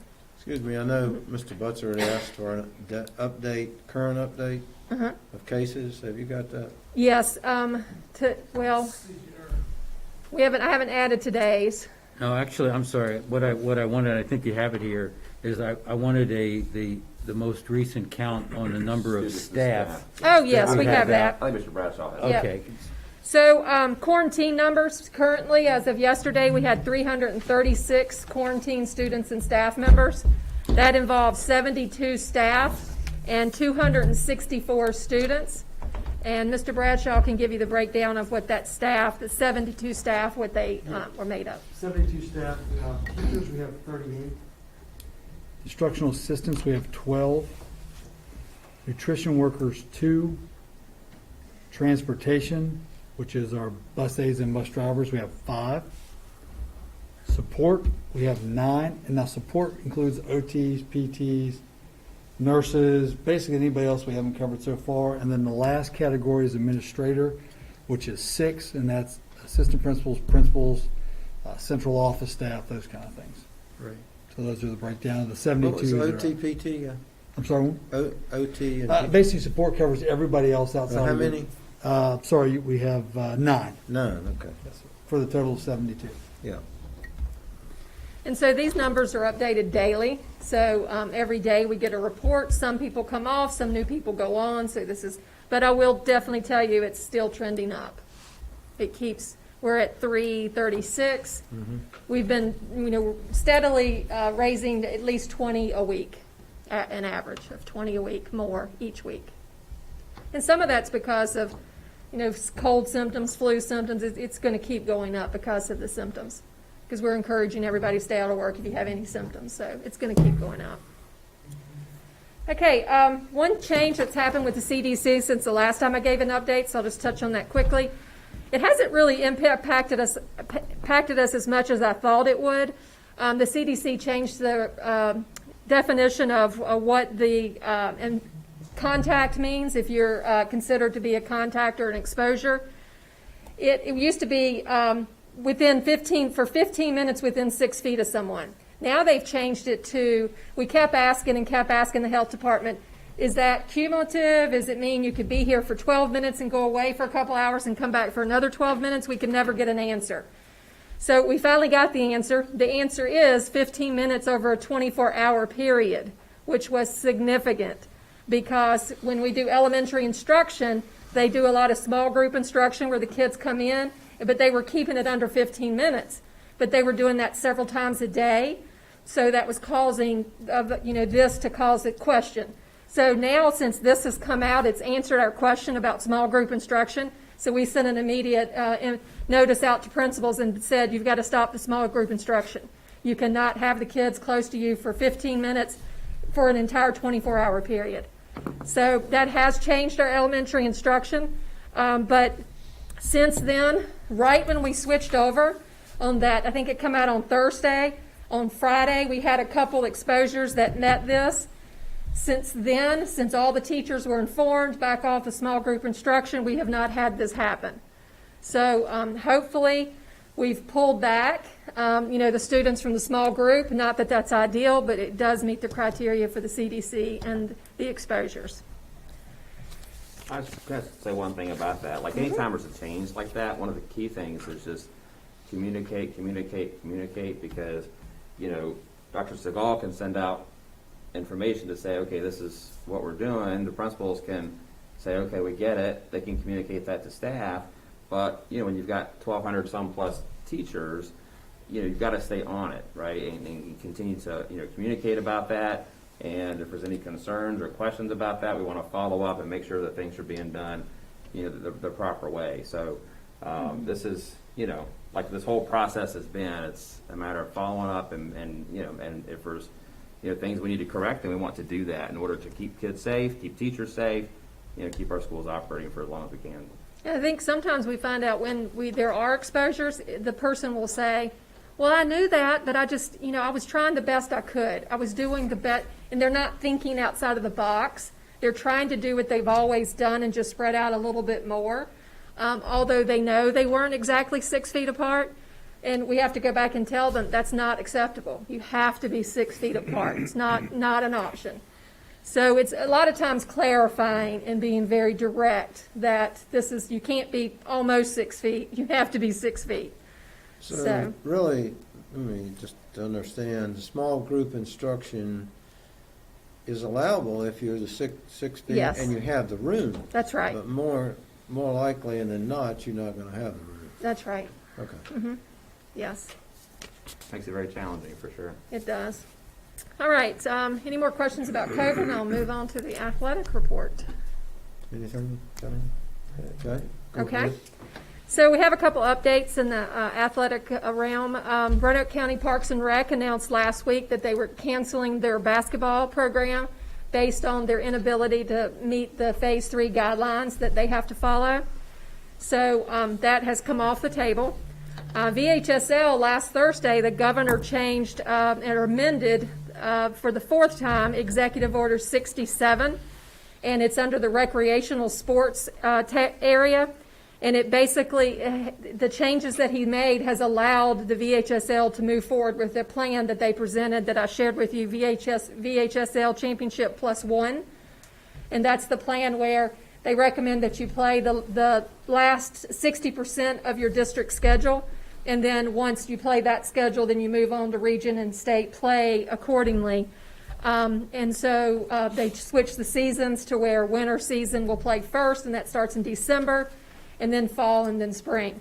So what the governor changed was, in that statement, there was a statement that said you must maintain 10 feet distancing while participating in any kind of recreational sports. He took that entire statement out. So with the removal of the social distancing, it allows VHSL to move forward with play. The other change he made was that he put a statement in there that said screening of coaches, officials, staff, and players prior to entering the venue. Well, that would be a given anyway.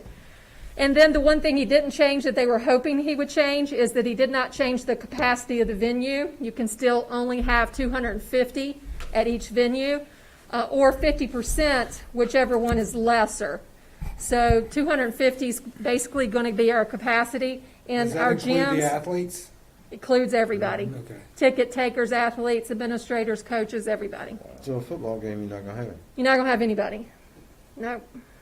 No. And Compromise. am I correct in that when they're not on the field or off the field, they got to wear their mask? They do. Everybody has to wear their mask except those who are participating in the activity at that time. So the sidelines, the seats, like for example, a basketball game, they have to be 6 feet apart. So what that would look like is you'd back up into the bleachers with maybe 2 or 3 rows of the basketball team. And they would be 6 feet apart. Everybody has to wear a mask. When the kids come off the court for a timeout, they have to mask up before they can have any conversation. And then, so there's a lot of protocols. VHSL sent out a 39-page document of guidance, which is pretty good. It's very specific for every sport. So we're currently reviewing that. And we'll definitely, make sure all of our coaches are trained if we get to a point where we're moving forward. One thing that they did say, we've already had a lot of our coaches, as soon as this was passed, everybody's wanting to get back in and start playing right away. The main point that they didn't read, which is the most important, is the teams out of season, which currently are all of our teams because nobody's in season yet. They have to follow Phase 3 guidance, and that's what we're doing right now, where they have to be 6 feet apart, they can share a ball, but it has to be disinfected each time. They cannot play their sport at this time. So what this means is when your season comes around and your season starts, you can start basically playing 5-on-5 basketball. But outside of season, you cannot. So football cannot start football until football season starts. So what they're trying to do is keep the contact down to just the teams who are currently playing in season. Everybody else outside of season has to still do the Phase 3 guidance. That makes sense. No. No. So So if I understand there's this more. correctly, they've given these schools the opportunity to spend money by paying officials and ticket takers and everybody that has to work a game, but no opportunity to make any money. No. So we're looking at. Do you need ticket takers then? Well, that's true, but you'll need scoreboard officials, you'll need 10 officials for, Yeah. I mean, that's where the expenses come in on a It football is. game, when you're paying those officials $100 or $150 each, and there's 10 of them on the It's- field. It's tough, and especially when your football games, your boys' basketball games, tend to fund the other sports as well. Yeah. Yeah. Football's going to be a hard hit. Chuck and I have already talked about it. We're going to have to come up with a way to video games and sell tickets for parents to go watch it on TV, because otherwise we're not going to be able to fund the sports if we don't do something, because we're going to have to get some income to be able to pay the officials and to allow it to move forward. So we're hopeful the VHSL has some organizations out there that are willing to help sponsor that or help do that. So we're going to look into that and see what the cost is. But When you said that we have to stop and clean the ball, that was, we weren't able to do it, right? we can do that now. So what we can do now is in Pass the phase ball and 3. say, wait a minute, I gotta go clean it. Well, 2 people, like if Mr. Greenway and I were at basketball practice and we're passing the ball back and forth, the 2 of us can do that as long as we want to. But what the key is I have to wash and disinfect my hands before, and so does he. We play ball, then we have to wash and disinfect and clean the ball after. So only the 2 of us can do that. Nobody else can be involved. But just for the record, we're one of the only localities in our immediate area who are actually allowing that, Yes, is what I'm being told. So. yeah. So one quick question. It looks like, was it Dr. Morrow Uh-huh. that contacted us, and at this point it's not safe? Yes. That's the So- next bullet here. Yep. Okay. So what the conversation this past week with Dr. Adele and Dr. Morrow was the athletics piece. And because of the statistics that I showed you on the dashboard, where we're in substantial transmission, we're in red. Until we drop to moderate, which is the next level under us, then they do not recommend that we move forward with sports. She wants us to be in moderate and trending down. And you noticed we were in substantial trending up, which we're going in the wrong direction. How do you So- follow a schedule? Well, what would happen, here's what would happen if we were to start today. No team would come play us because we're in the red, right? So if we were playing New River Valley schools, most likely their health district's not going to let them come play us because we're in the red. If we were in moderate and they were in the red, we wouldn't go play them. But if we were playing each other, Can we both be in the red together? we'd have it solved. Right. So the recommendation from the health department is that we need to be at moderate, we need to be trending down before we consider moving into the actual play. So there's really no answer right now. I think we've put all of our coaches on hold. We're still doing the same thing you're doing on phase 3 guidance. That's all you can do at this point in time. So they can't practice? No, they're doing the same phase 3 workouts that they've Okay. been doing. So that hasn't You just changed. can't have 5 basketball players, playing other 5 basketball players on the court. Like, you can't have a normal practice. So it's November 4th. And when do winter sports start? December Let's start first of 15th. December, yeah. Yep, And really, that's That's when what, the season starts. right. I mean, they have to practice some. that's before when the that. games actually start, right? Well, they have, the season's built in 2 weeks of practice prior to the first competition. So they get 2 weeks of 5-on-5. And that's only if you are in moderate, because if you're in the red, you're not going to get those 2 weeks. And then you have to practice 2 weeks prior to competing to get conditioned. So it's going to be a struggle. Or you might not get to practice and have a game. Well, the VHSL won't let you, so you have to practice a number of days before you can have a competition.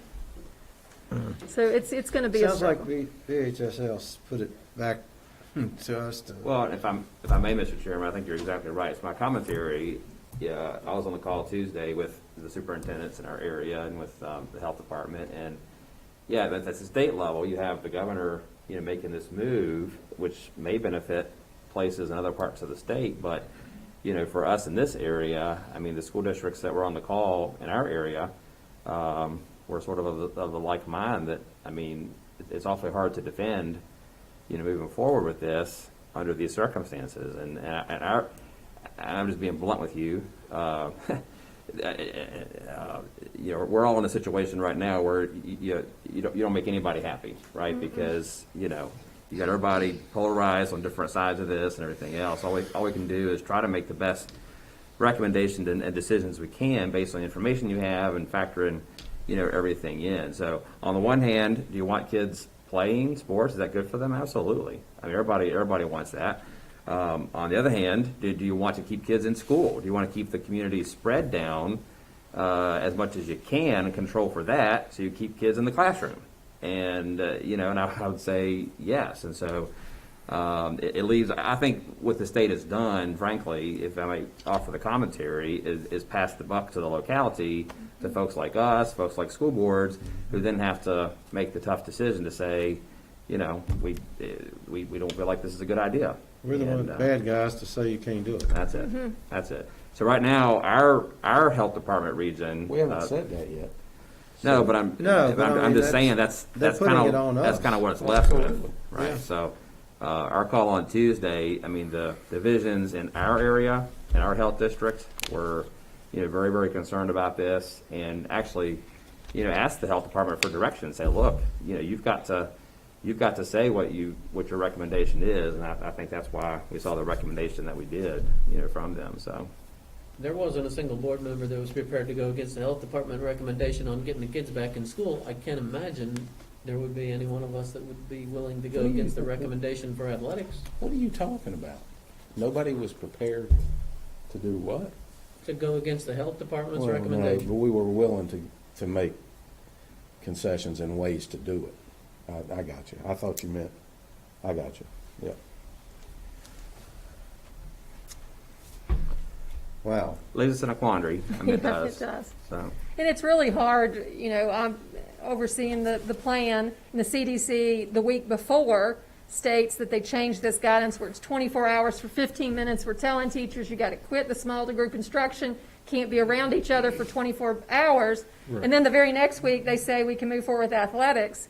And it's hard to wrap your head around those two directives because they are exact opposites. So what about if we, I'm being facetious, they can still play as clubs, right? They can still go out here and do travel. Yep. They can do all that stuff, but they can't play in their own schools. And what about Parks and Rec? I know cancel basketball, but are they going outside and play football? They canceled football too because of the contact. What about soccer? I think they're going to keep trying to have their sports as they go. I think they are. Soccer and Yeah, I think that so. would be a fall sport for Right. rec. Yeah, The next ones I look at will be baseball and softball, and that won't be until March that's right. or April. Okay. Yeah. Such just can't imagine. It's what tough. effect It's this also is having. unwinnable kids. situation, and you're the bad guy to everybody, which I guess that's why we do this. But it's just tough. I mean, But, when travel, playing devil's advocate, the difference between school sports and travel, and, we have the responsibility to protect our student athletes. Full disclosure, my daughter started on Sunday. They had her first practice for travel volleyball. That's our decision. That's exactly right. That's the difference. Would We have would we let our responsibility. kids? Would we let Yeah. our kids? Absolutely. Yeah. It's, well, a lot of the outbreaks that you're also seeing in the community, stem from some of those activities too. So, it's everybody's different opinion about it. I will tell you, we've had 4 kids on travel teams who have brought it back into the schools, and they did go to their workout practices with their teams, and it was not transferred. So the current mitigation strategies are working, but that doesn't mean if we start playing Right. 5-on-5, that's going to hold true. we're gonna be scared the rest And of our lives. our just like we're putting a lot of, we've got a lot of extra work on staff. I would think that, this is going to be, if we can start up basketball, that is going to be a lot of extra It's a work lot. on our coaches. And, are they fully prepared to? I know we have, we've got the ability right now to have open gyms in other sports. But some coaches are choosing not to do it because, and this is a direct quote, I don't get paid enough to do these mitigation strategies. So, and instead of that, we're having open gyms in private facilities that parents are paying for, so that, you know, so, I mean, will our coaches be on board to do these mitigation strategies? It's Because that's asking a lot. It's a tough situation. I'll give you another example. So, you know, in terms of the kinds of, you know, high contact sports versus low contact sports. So, you know, under the guidelines, you know, if you were to say, well, just the low contact sports can compete, well, you're talking, you know, golf, maybe Swim. tennis if you do the Cross ball a country. certain way, and cross country and swimming. And, you know, another commentary that I'd have there is I hate it for students who, you know, play other sports that are not those, you know, more, you know, individual kinds of sports. You know, I think that different, you know, students from different socioeconomic backgrounds play different sports, and it impacts kids differently. But it's definitely a no-win. So we're going to move forward with the planning because we have to, because if we start in December, and if we really do start, we got to have the coaches ready to roll and trained and the plan in place. So we're moving forward with the planning to get everything ready to go in case we feel like we're at that level. So we'll just keep looking at the data, keep, you know, getting this together. A lot of the planning is going to come around working with principals and ADs on how to set up the venues and the safety protocols at the venues. There's a lot that they're going to have to do. So we'll have to make sure everybody's trained on all that like we did last time. But we're working on that over the next month. We'll be ready to go if we can go. I guess we'll just have to wait and see what the data shows. I mean, I do think, in all fairness to the board, as well as to our athletes and our staff and our schools, you know, it's another one of those situations you can't make anybody happy, but I don't think that we can be in a position, you know, just from a staff perspective, to recommend, you know, moving forward against, you know, our health department's guidance. I mean, I don't feel comfortable doing that, and it just puts us in a no-win situation. That's the deal. I mean, they scare the bejeebers out of you, and at some point, somebody is going to have to start making a move. But yeah, I mean, it's hard on everybody. Have we received input from the coaches on whether they want to move forward with this, knowing that the rug could be pulled out from under them? No, we haven't. And actually, VHSL started their 3-series webinars today. So watch the first one. The next 2 days are on individual sports. So they'll get a look tomorrow and the next day, Friday, on what it means about their individual sport. I've read them. I think once they read them, they're going to pull back a little bit, especially wrestling. Wrestling's significant. Yeah. When do you get to a point that You got them asking. you got to decide, okay, winter's not going to happen? I mean, how close do you, I mean, because you're talking about Thanksgiving. I think that, you know, as far as December 1st. from a staff standpoint and making a recommendation, you know, I guess as superintendent, I don't feel comfortable, you know, not following our local health department's, you know, recommendation on that. So that's a tough thing, and again, you make nobody happy, but that'd be my position. It's going to be an interesting time when we tell them they're not playing sports, Right. but they can go play travel. Right. Do you anticipate, I mean, we're all, you know, all surrounding localities are in the same boat. Well, You see, know, are you going to- that's why I say you get those health districts, those Roanoke City, Salem, Right, Botetourt, Allegheny Right, County, I mean, are but you- not Franklin County and not Montgomery County. right. So, I mean, I know you're in regular contact with superintendents. I mean, do you foresee if, you know, if the trend stays where it is and we are following health department guidelines, yeah, and choose not to play sports, do you envision this as something that it would be beneficial for the localities to kind of announce together? I mean, because, I mean, we can't sit here in Roanoke County and say we're not going to play basketball because the health department and then Salem does. Right. You know, or Roanoke, I mean, you know. It's going to take somebody to step out first. Somebody's going to have to be first. You're exactly right. And then what will happen too, the way our schedules are, if New River Valley's in moderate and we're not, they can't play any of us, so that cuts half their schedules out. So they have to start playing each other. Same thing with us. If we're at moderate and they're at high, we have to start playing each other. So you're really not following the designated schedule at that point anyway, because half your teams are in another region and they are in another health district, and if they're running red, you can't play them. So it's So kind of, it's- some schools would get to play, some Right. schools won't get to play their season. Yes, So yes. You but win if one we were all game, in the same district. you win one game, go to district or state. I mean, Yeah. it's crazy. How's it working out up in West Virginia, Chris? Don't- Just out of curiosity. That's a good question. Well, we're on a color-coded system: green, yellow, gold, orange, red. If you're in the orange and red, you cannot play sports. If you're in the gold, you can only play against other gold communities. If you're red or green or yellow, you can play anyone. In soccer, we did make it through into the sections, and our season was over. Volleyball, we were not allowed to move on after our regular season because our community turned red. So we've been red for the last 2 weeks, so our girls didn't get to perform any further in volleyball.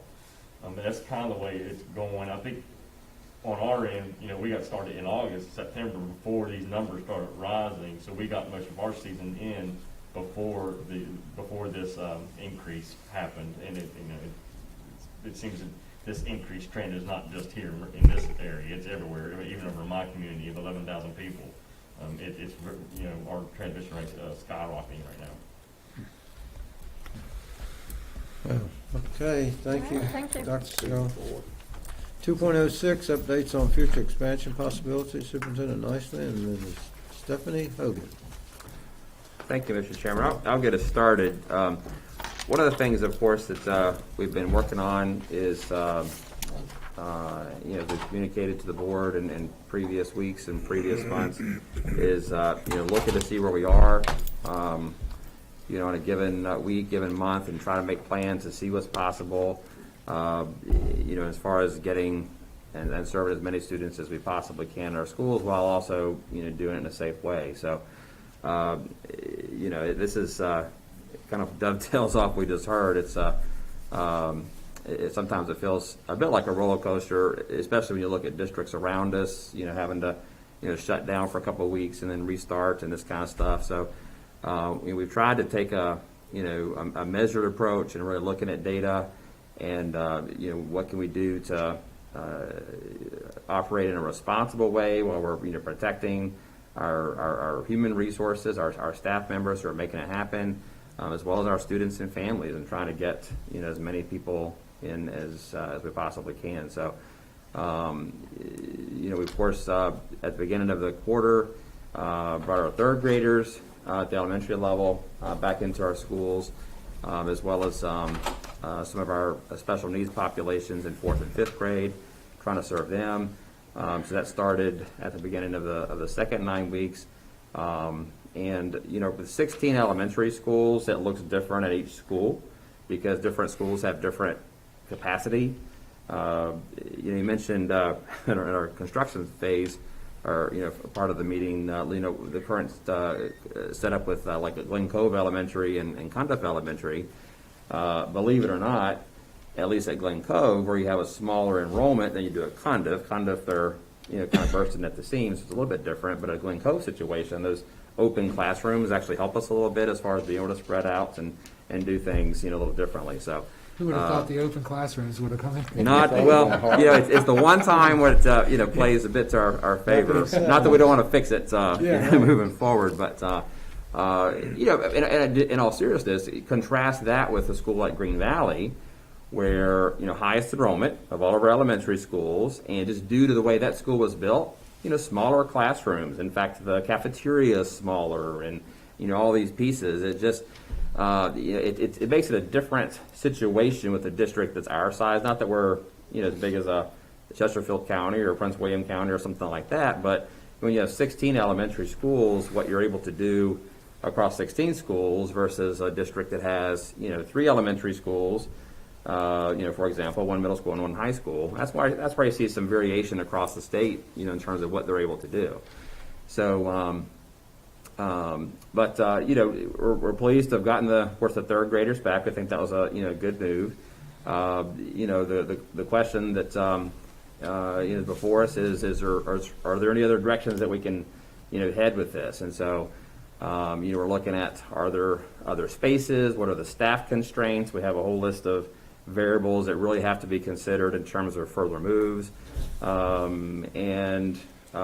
the last work session, we were asked about even some off-site kinds of possibilities. And so we kind of have this broken down into 3 buckets that we're exploring.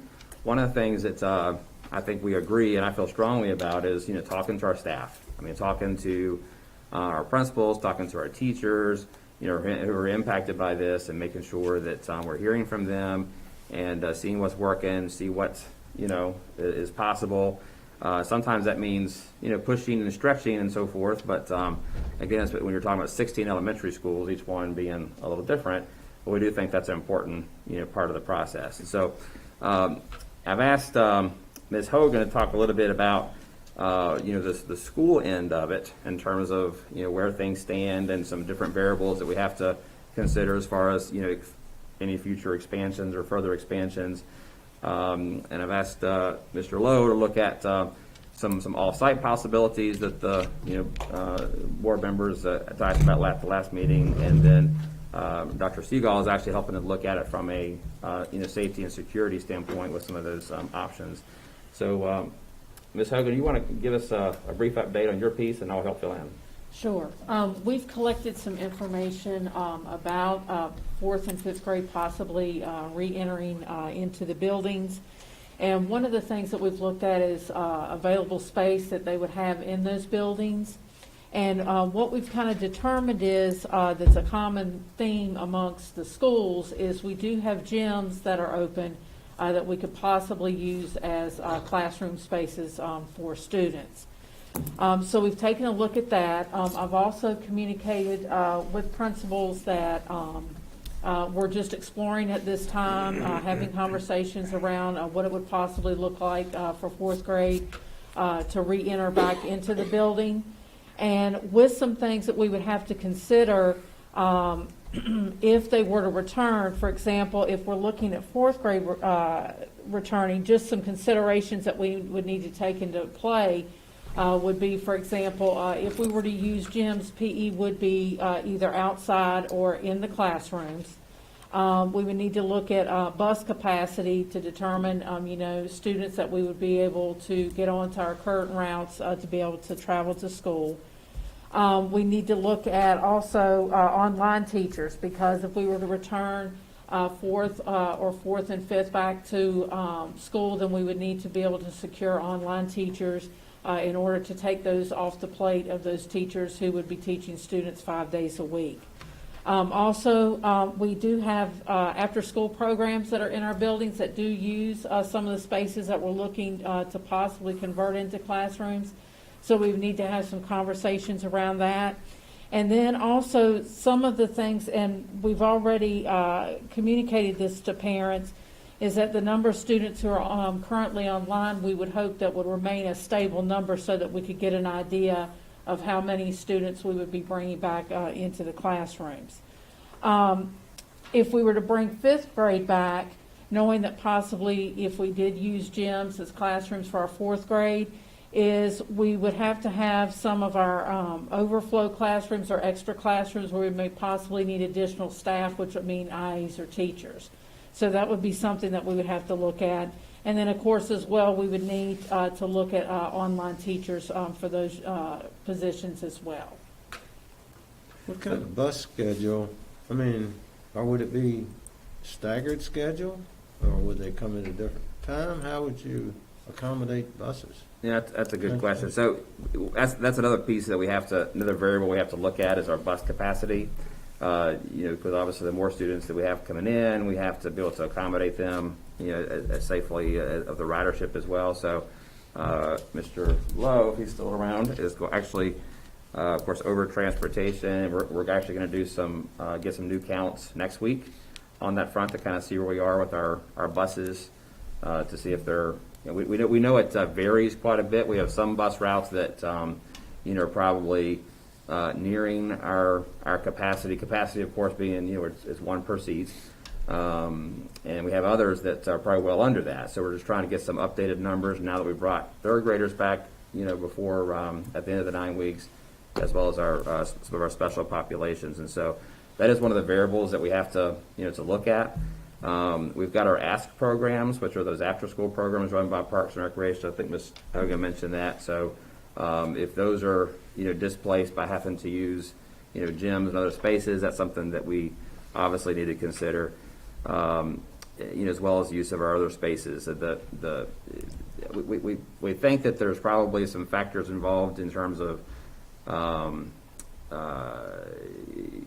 to a point where you can handle space-wise with the staff that you have with some additional staffing, that becomes a breaking point is when, if we get to, for example, if you spread out within a school with multiple classrooms, therefore you have to hire more staff and hire online staff, because we don't think it's right that, if we do this, we want to follow the same model that we've done for pre-K through 3, and that is, not put the online students, on the backs of, our in-person teachers as well, because obviously they'd be, doing that every day like normal. So that's something we have to factor in as far as just not, and it's not really not so much a cost perspective, it's just availability. Can you find the number of staff members that you need to do that? So those are some critical points that we're trying to figure out. And one of the things like I said before, that I've committed to is we want to take time to actually get out and talk to our teachers.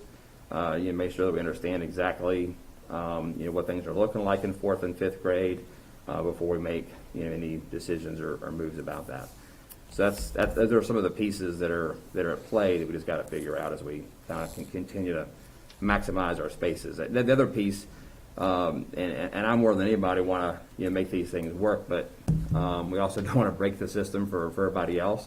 And so just as Dr. Seagal was mentioning earlier, the number of cases that we have, the number of staff members that we have out on a given basis, whether it's teachers, administrators, or what have you, we have to be mindful of that no matter what we do, to do it in a way that's responsible and it won't overtax the system. So this is the same conversation we had before bringing 3rd grade in. So it's those same factors, those same variables. We just want to make sure that if we do that, it's going to work. Yeah, one thing, how would they, how are you going to social distance in a gymnasium? Well, you got acoustics for one thing, I guess. But how many 4th grades would you have total? And then how are you going to social distance and then be able to, I don't know. Teach? Huh? I mean, you mentioned. Yeah, how are you acoustics. gonna How you teach? got- I mean, a partition ain't gonna do No. squat in the gym. I mean. Because the sounds. Everything's a going trade-off, Yeah. right? Everything's a trade-off. So, right now we've got, 2nd and 3rd grade classes in cafeterias. And just visited, I think it was Burlington on Thursday or Friday and saw their setup. It's a trade-off. You do have to figure out at what point do you keep stretching and have negative returns. I do worry, to be honest with you, what's the balance between going this direction and having limited physical activity that the students can participate in? What's the diminishing returns in terms of learning, even in terms of their paying attention and all of that? But we're trying our best to explore these things and see what we can do. I think that's what we've done the whole time. And bringing 3rd grade back, we wanted to to push it as far as we can, but also do it in a safe way without breaking the system for everybody else. Those are all things that that we're looking at and trying to figure out. But one of the things that like I said, we definitely want to do is get out to Ms. Hogan and I are planning on getting out and actually meeting with 4th and 5th grade teachers and talking about some of these things, because whatever we do, we want to do it in a way that is going to work for our teachers as well as our kids. So that's all you had? Yes. So the other thing that we were exploring was, in addition to things on site and what we could do there, because obviously there's some staff limitations in terms of the online piece, as well as the extent we have to spread out and use the spaces that we have. The other piece of that was looking at maybe there's some off-site kinds of considerations that could play into that. So I know Mr. Lowe's done some preliminary checking into that for us, and so those are things that we're exploring as well.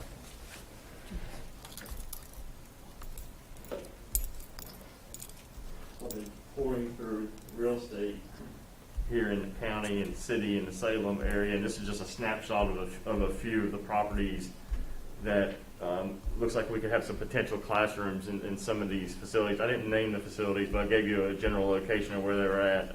I didn't want everyone to focus on the actual facility itself for obvious reasons.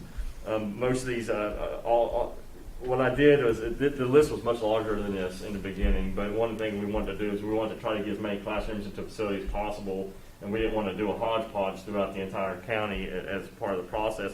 Also, if there was not air conditioning or HVAC units in the building, eliminated it. If the leasable space was only on the second story and there wasn't an elevator available, it was eliminated from this spreadsheet as well. So here's a snapshot of some of these properties, and you see the square footage is available on some of these, and these are what the classrooms they would allow us to be able to fit into a space like that. And you see we got some here in Benton, we got some here in the South County area, and then we also have some here in the city as well. Is that Apperson these are North County. Is Apperson GE? No. What was that? That is actually The old ITT place. The old ITT building. Okay. It actually is an ideal. That's actually an ideal location because it used to be a campus, and so it's the building plans actually show classrooms and hallways and restrooms. It's for sale right now, so I don't know what the condition of the interior of the facility is, and I don't even know if they would be willing to lease it, but it is out there right now. And there was also, for instance, like this is the old, I think it's Home Shopping Network building over off of Enon, or down in Avery Road, right next to the Bottot. Yeah, it's actually still in Roanoke County. That's just some of the options. There's a lot out there. Anything that was less than 5,000, 6,000, 7,000 square feet, I went ahead and just eliminated it because you're only be able to get a classroom or two in there, and it just didn't seem to be reasonable. Anything that you couldn't pull a bus in one end of the drive and out another, it was eliminated off the list as well. And you'd be surprised about how many dead-end parking lots we have. So there's a lot of places we could not get a bus in to drop the kids off, or you couldn't have a circulation pattern for parents. Chuck, if you wouldn't mind going to the next one.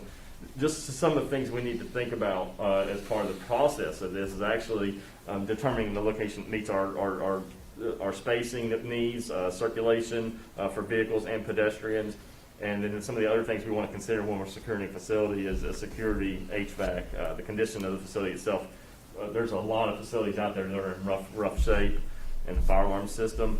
And part of that process is the county and the city are likely going to ask us to hire an architect to provide a code analysis of that facility. All these facilities are commercial facilities, whether it be low intensity or high intensity, C1 and C2. So by right, we can do an educational facility in there, but they're going to want a code analysis to make sure that egress is met, and all the exits are met. Also, there's details with sprinkler systems and fire alarms that would have to be addressed. So it could be as little as just providing the code analysis by an architect and you're good to go when we go ahead and furnish the facility and move in, or it could be a significant amount of renovation work that might need to take place in some of these facilities. It really just depends on what they have and how open it is and how we want to meet the code as required for those situations. And we would have to, if we put renovations in, I assume we'd have to remove it. Yes, most likely, in most of the lease agreements, they would require you to get it back to the existing condition that it was in before the prior to the lease. Yes, sir, that's correct. So are any of the facilities big enough that we could socially distance and put all 4th and 5th graders in?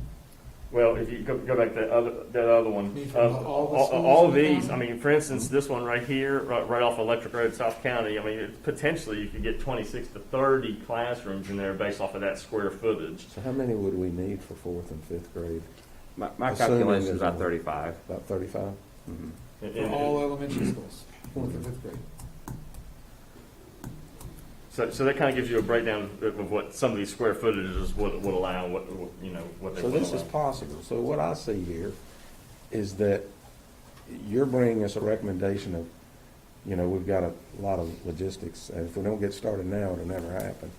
We've got a lot of logistics that are here. If you bring us the facility that'll work, and we can do the security, we can staff, whatever we got to do, then it's incumbent upon us to see if it's Feasible. important enough and feasible monetarily. Yeah, the cost. So then, you bring us, you're bringing us the ability to do it.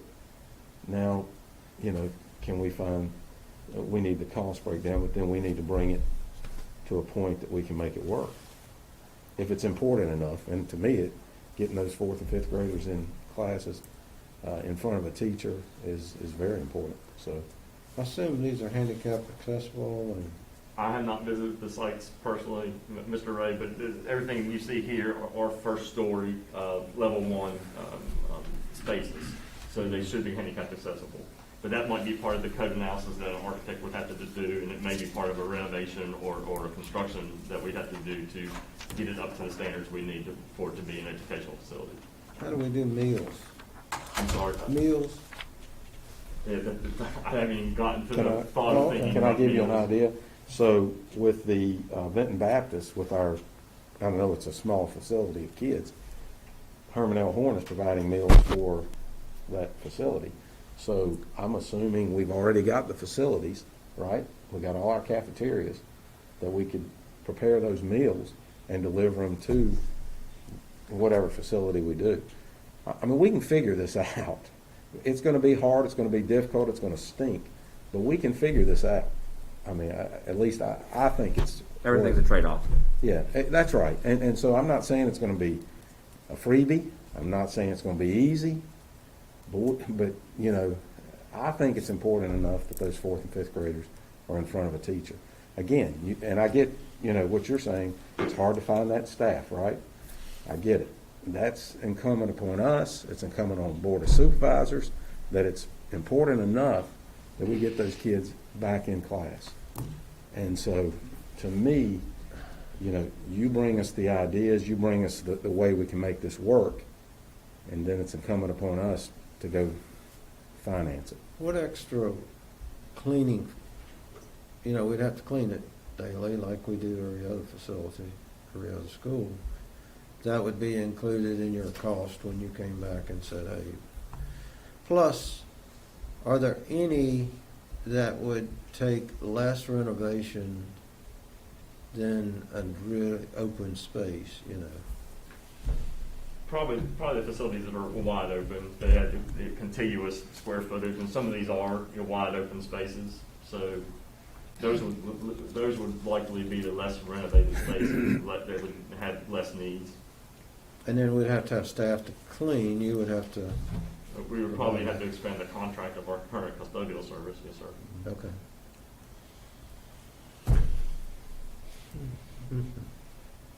Questions?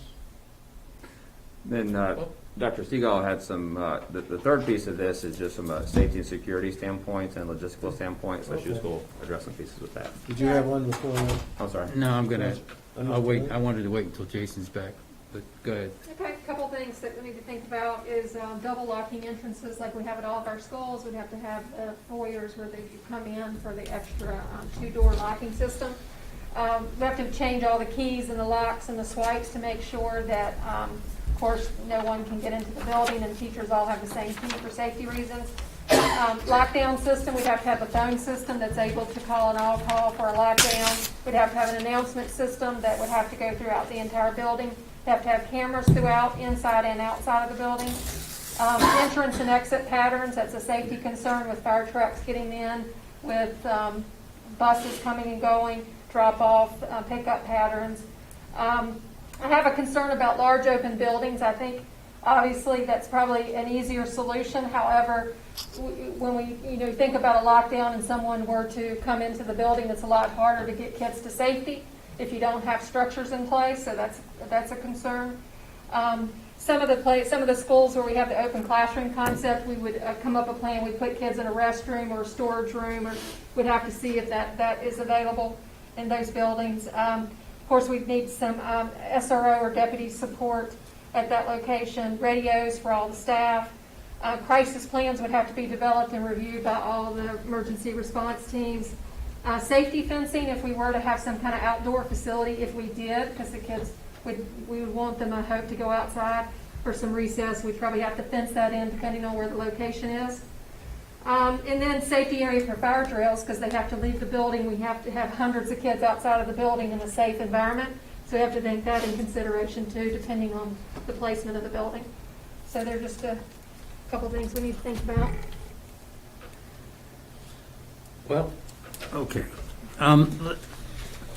Just a couple thoughts here, just so that whatever we do, we don't waste a lot of staff time, and we don't go chasing a rabbit somewhere down a rabbit hole. Here's what I think we should do. is first of all, I think in each one of our existing elementary schools, we rule out whether or not we can get fourth and fifth grades back in those buildings. We haven't done that, right? Plus, we're working on it Well, okay, but let concurrently. me just, but you tell me if you want to spend a lot of staff time getting all these costs and everything that you're thinking about doing, which I think is a waste of time because we haven't done step one yet. Step one is rule out or identify those buildings where by making some changes in space, like using gymnasiums or whatever, because each one of these elementary schools are different, right? So we may have some elementary schools somewhere with additional staffing, which we know we're going to need no matter what model we use. That's right. It's with additional staffing, can we get in some buildings fourth grade back? Or is it possible you get fourth and fifth grade back in existing buildings that we already own? Because think about that. There's no renovation costs, no additional transportation costs, and then we don't have, what I'm concerned about is yanking a kid who's going to Fort Lewis and then suddenly putting him in a bus and sending him somewhere 20 miles away from where they go to school, and worry about the security and all that other stuff. I think first priority is to use the buildings we have. I agree. Figure out which ones work, which ones don't work, and then maybe there's a matchup of those that don't work with some other place. Yeah. But I wouldn't want to send Chris Lowe. There's a tremendous amount of work that has to be done to even determine whether or not it's feasible, and a lot of man hours. Right, Chris? Okay. Do you want to do that? I know you will, but I'm just saying, we don't want to waste time. Good answer. That is a good answer. Our new director says no. I mean, I appreciate all that. I mean, we're trying to be responsive to board members' Yes. requests to explore options, and so that's. But we don't want to send you on wild goose chases either, right? No, that's Do it right. the right way, the methodical way. Would it be Mr. possible? Butzer's comment, I mean, that's a Yeah. good point. Let's use the space we've got, Sure. if we have it. Right. You know, absolutely, I agree. Would it be possible, and I don't, just throwing this out, that you could only get, say, fourth grade in one area? You couldn't get fourth and fifth. You'd still have to have fifth doing their own thing. And you go to another area and you can do both. Is that, I mean, would that be, or you say, no, they not have the opportunity, but this Like, district should it does? be, or you're Should it saying, be Yeah, across be the board? consistent across, Or should it be across the board? Yeah. And if you don't, then, like Green Valley, for example, you're not gonna have space. No not way. even for fourth grade. No, not even for fourth grade. Maybe. That's- It's gonna be that's pushed. tough. Yeah, it is. So, I Everything's a mean, trade-off. so you're really not gonna be able to do it there, but, or can you do it somewhere? So I'm just throwing that out.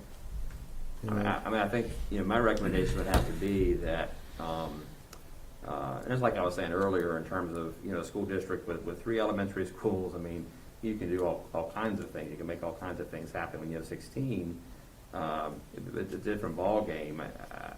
I think from an equitable standpoint, I think you have to be really careful about not doing, providing the same level of services for all the elementary schools. I'd be real hesitant to make that a recommendation that we. Then if you couldn't do it for one, then you can do it for any. Is that what you're saying? And Dr. Nice, as we get more students in our buildings, do we need to look at, additional mitigation strategies? I mean, right now, if we get fourth graders back in, that's more strain on the, do we need to look at do we need to adjust our mask policy? I'm sure these are things y'all are actively thinking about. Yeah, that's definitely something, and when you go to classrooms and so forth, teachers are really good about building relationships and asking people to wear their masks. They can take little breaks or whatever. From what I've seen, that varies widely from class to class and even from school to school, but that's certainly another piece we could put into place to try to, mitigate things as much as possible. So I know, a lot of teachers would actually appreciate that. I know that, ideas kind of evolve and they build on each other. Here's what I suggest is that if you do this approach where you're going to be able to tell us and rule in and rule out those buildings tell us all the ones that we know we can get fourth grade in, tell us all the ones that we might be able to do fourth and fifth, so you're gonna do that, right? In existing buildings. We need to know, we may find that there may be a couple of buildings, like the one you just suggested, where it may be feasible then to go get some trailers. We don't wanna throw that idea out again, because it may, remember, we considered buying a whole bunch of trailers. Well, If it came down to 2 or 3 schools. you got we it. could do That's except for the way those. we need to do this. Right. Do it right. And then we Right. might find that we just put a few trailers here and there. I agree. Is that, Chris, would, you think few would be available, or what? I believe so, Mr. Ray.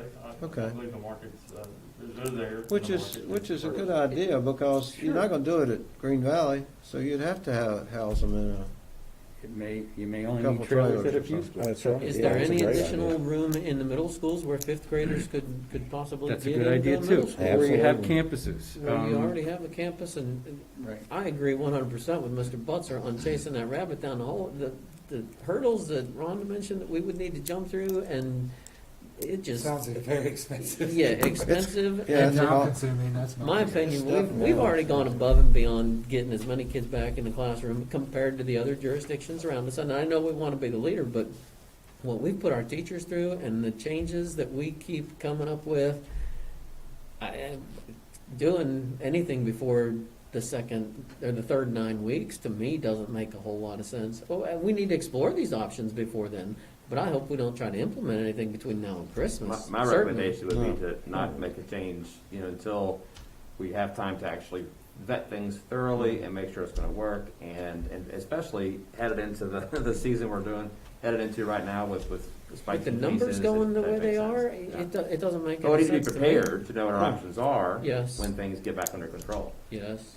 Well, I So think if we don't do that exercise, we're not having this conversation, right? So we're chasing that rabbit hole, we're getting to this point to try and get those fourth and fifth graders back in school. So to me, it's a very worthwhile. Well, Okay. no, you're saying you No, I'm saying if we don't, I absolutely agree with what you're saying. Yeah, so forget Yeah. about off-site campuses, and let's Until we focus figure on, out what That's we right. can let's focus accommodate. on That's our right. own buildings, and then we That's might right. find That makes that you sense. can do, Absolutely. you Oh, might yeah, find that we we don't can wanna- do We trailers. don't wanna I'll be touch honest this, with you, because I that could think be a lot of hours. Maybe and should have already astronomical. been in that mode. Right, so Well, just, we have been in this mode. Okay. I mean, we've always explored different options. In fact, what I've Right. communicated to the board is we're continuing to look at the next steps before this was ever suggested. So we've been in that mode. So, okay. I think we've said that pretty clearly. Well, and I think the first thing you said But was, you still you got to wanna, look for space, right? well, Yeah, and I'm not saying it's solved, but we're definitely looking into it, trying to explore it and see what our Okay. options are, absolutely. Okay. Yeah. Okay. So, You through? thank you. Yeah. Okay. You said when you started, you want to talk to staff, teachers, you want to communicate with them as well. Yeah. So that's your first step. Everything you do has unintended consequences. I'm not a fifth grade teacher, right? So I need to know, what does that look like? I mean, the whole idea of booting our ASK programs after school because we're occupying gyms, I'm not saying we don't do that, but I think we don't make that decision lightly, right? We need to look at all those things to see what are the unintended consequences of our actions. I mean, it's gonna have a significant impact on quite a few families. Absolutely. And same thing with, is this board prepared to pretty much give up on recess? Everything I is a mean- trade-off. Yep. Yeah, because we use our gyms, right? Your A's right. And I'm sorry, gym Yeah. and the classroom just isn't the same. Right. Yeah. No, and you got your jumping around and your mask and Right. you're trying to, Uh-huh.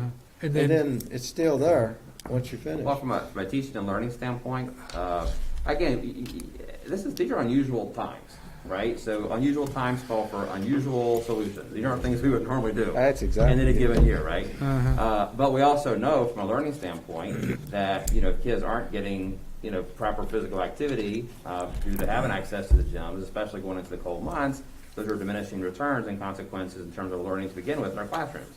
So those are all things, and none of this, this is a complex problem and it requires a complex solution and complex study, so. We can do it. I think we can. Yeah, everything's a we can trade-off, do it. right? Yeah, And, that's right. and as you're exploring this, can you look at, we've already displaced some third grade displaced, or we've had to make some changes to classrooms, and, I mean, teachers have a classroom, they, are comfortable with that. We've had some move, because we've accommodated third grades. I mean, I'd hate to ask for, a teacher to have to move classrooms for the third time in the Oh, same year. absolutely. I mean, At some point, you get diminishing returns. right, yeah, like you said. And Are the bus numbers less for the middle school and high school for secondary than they are elementary? So that's the study that Mr. Lowe is going to conduct next week to get us some updated bus numbers, to kind of give us some ridership numbers, because anything we do is going to be dependent upon that as well. So based on what I've observed in terms of being out to schools and seniors getting on buses, I was at Glenver last week, and for example, and seeing the kids get on the bus. Some of it depends on individual routes. We got so there might be some things that can be done on that. So if we're this close to solving a problem and we need to tweak a route or something like that, then obviously we need to do that. So, but those are definitely all pieces of the puzzle. I was just thinking back to fifth graders back into the middle schools, Right. if that. So I think those bus routes might Right. not be as full. Right, and that depends on the area, like in a Hidden Valley area where you have different bus routes for the middle school versus the high school. That'll be one picture. If you're at Byrd or North Side or any other place where they're combined routes, that'll look differently. So those are all absolutely things we need to look at. to be continued. Yes, sir. Okay. We're continuing to work on it. Anything else? Okay, thank you. 2.07, 21, 22, Course Registration Guide, Instructional Department. Mr. Ben Williams, welcome. Thank you.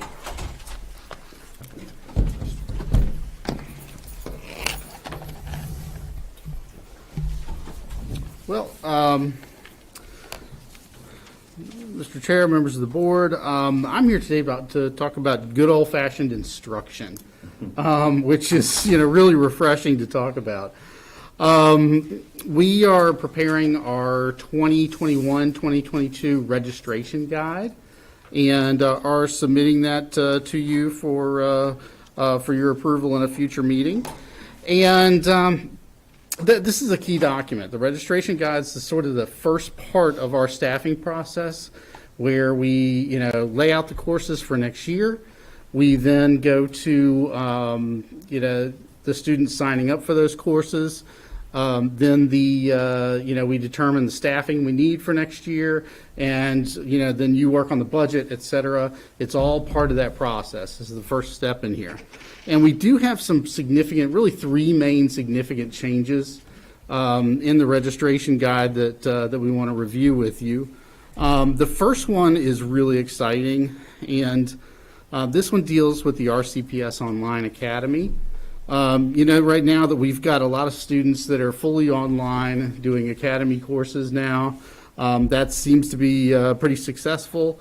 And in our current registration guide, we have 30 courses. In next year, we plan to have 64 courses. I mean, we're talking about 34 courses being built in a year. That is unprecedented, being able to add that many new courses. So to get to 64 courses means that you can essentially do your whole high school career through the academy, should you choose to do that. I'd jump in and say, there are so few silver linings to any of this stuff from the last year. This is one of them that it's put us in a position to really build out a program that will serve us well in the future. So. Well, this is going to allow us to be a lot more flexible for high school students in the future. And so that's fantastic. And our teachers have worked their rear ends off, not only doing all the COVID-related work, et cetera, that's so taxing, but they've been building these courses in addition to that. So really got to give some kudos to our teachers there. If they go full-time next year, though, we'll have an option to be full-time in the academy. If they do that, that'll be a year commitment. Just wanted to make you aware of that. Students will also be able to mix regular courses with academy courses if they so choose. I've got one more thing about Sure. the academy before you go on. So one of the benefits long-term to us in fully fleshing out this idea of having our online academy is that we have the potential of applying to be what's called a multi-division online provider in Virginia, which means that students in other school districts could apply to be a part of our academy in future years and actually graduate with us. And guess what? We get their ADM. So we really feel like this is a good investment in a long-term thing. I mean, the idea of having online learning and doing maybe in a hybrid fashion where you take some classes online with us, some classes in person. I mean, this is something that I think is here to stay. So, it's nice to have one little thing that might be something positive to come out of this to help us move forward. Sorry. Yeah, exactly. So we're really excited about that, and we also have some new courses in the registration guide. You've already had Mr. Riley come to you with some courses, but in addition to the ones you've already seen, we've got Visual Arts 4 / AP Studio Art, art internship that goes along with AP Studio Art, and also a course that is being state developed right now, and that's African American History. That would be a pilot for next year. It would be online only. There's some work that we have to do there to get our staff kind of spooled up and get the PD in order to teach that. And so we not a whole lot of our social studies teachers have had coursework in that area. So we really have to sort of start as a pilot and build that out and start to working on expanding our expertise in that area. But there has been some community interest. There's been some student interest in that course. So we're excited about being able to offer that as a pilot online for next year in the academy. We've done that before with other courses, where if it's available through our online academy, a student can take a full course load in person, but also take advantage of a course they ordinarily or otherwise couldn't fit in their schedule. So it's a great way to introduce it. We did want to point out there's a very, very small change from what you've got that just wasn't made before you got this copy. Where it says supplemental online only under the African American history, it'll be online only, but it won't be supplemental online. Supplemental online means something different. So where the supplemental online designation will go off of the African American history, and we'll also go off of AP Psych. Supplemental online means you have to pay for that. This would be free if they want to take it, unless they're taking it beyond their 8 normal courses. Okay, so those are the new courses. And in addition to that, we've got a pretty significant change, which is a change in our course leveling. And what we're talking about there is that for about the past 16 or 17 years, we've had a pre-AP program that goes from middle school into lower high school.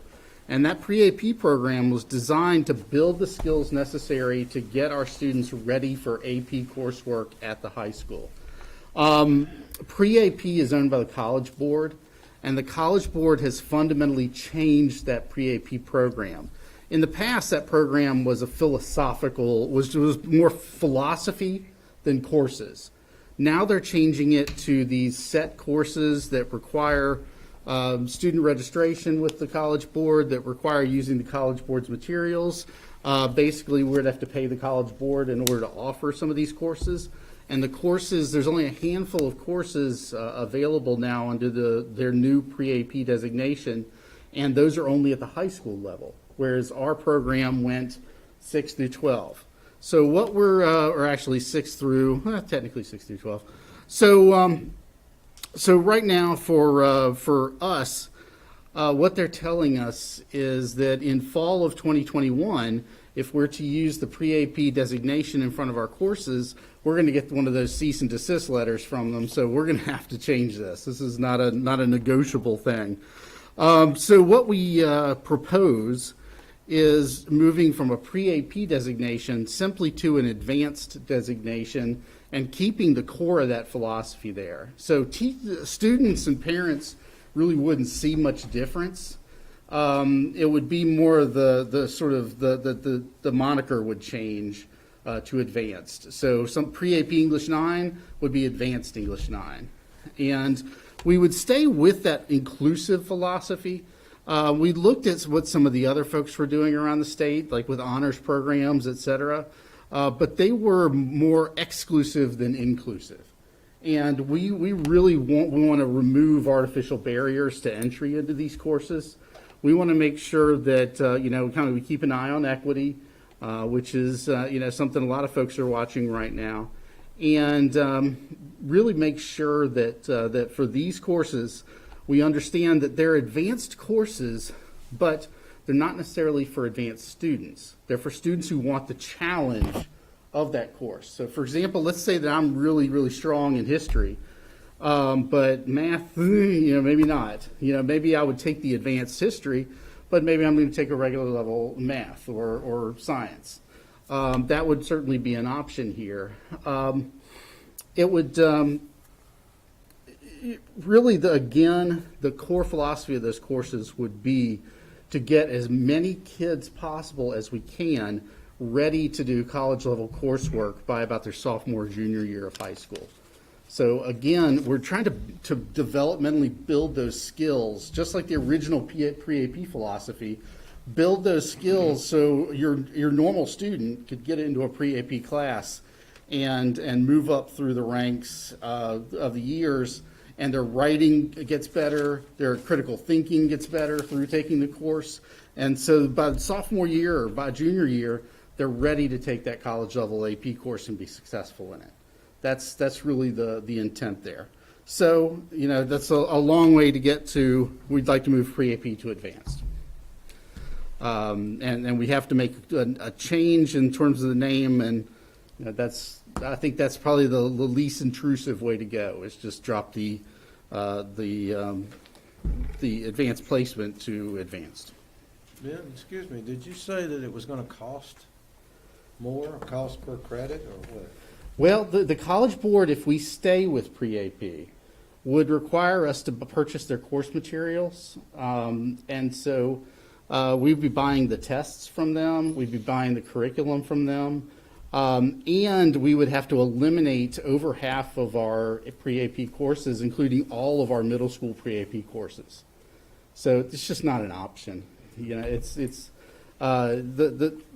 really need to be able to build those skills in the middle school, and and get them ready for high school before they ever get to high school.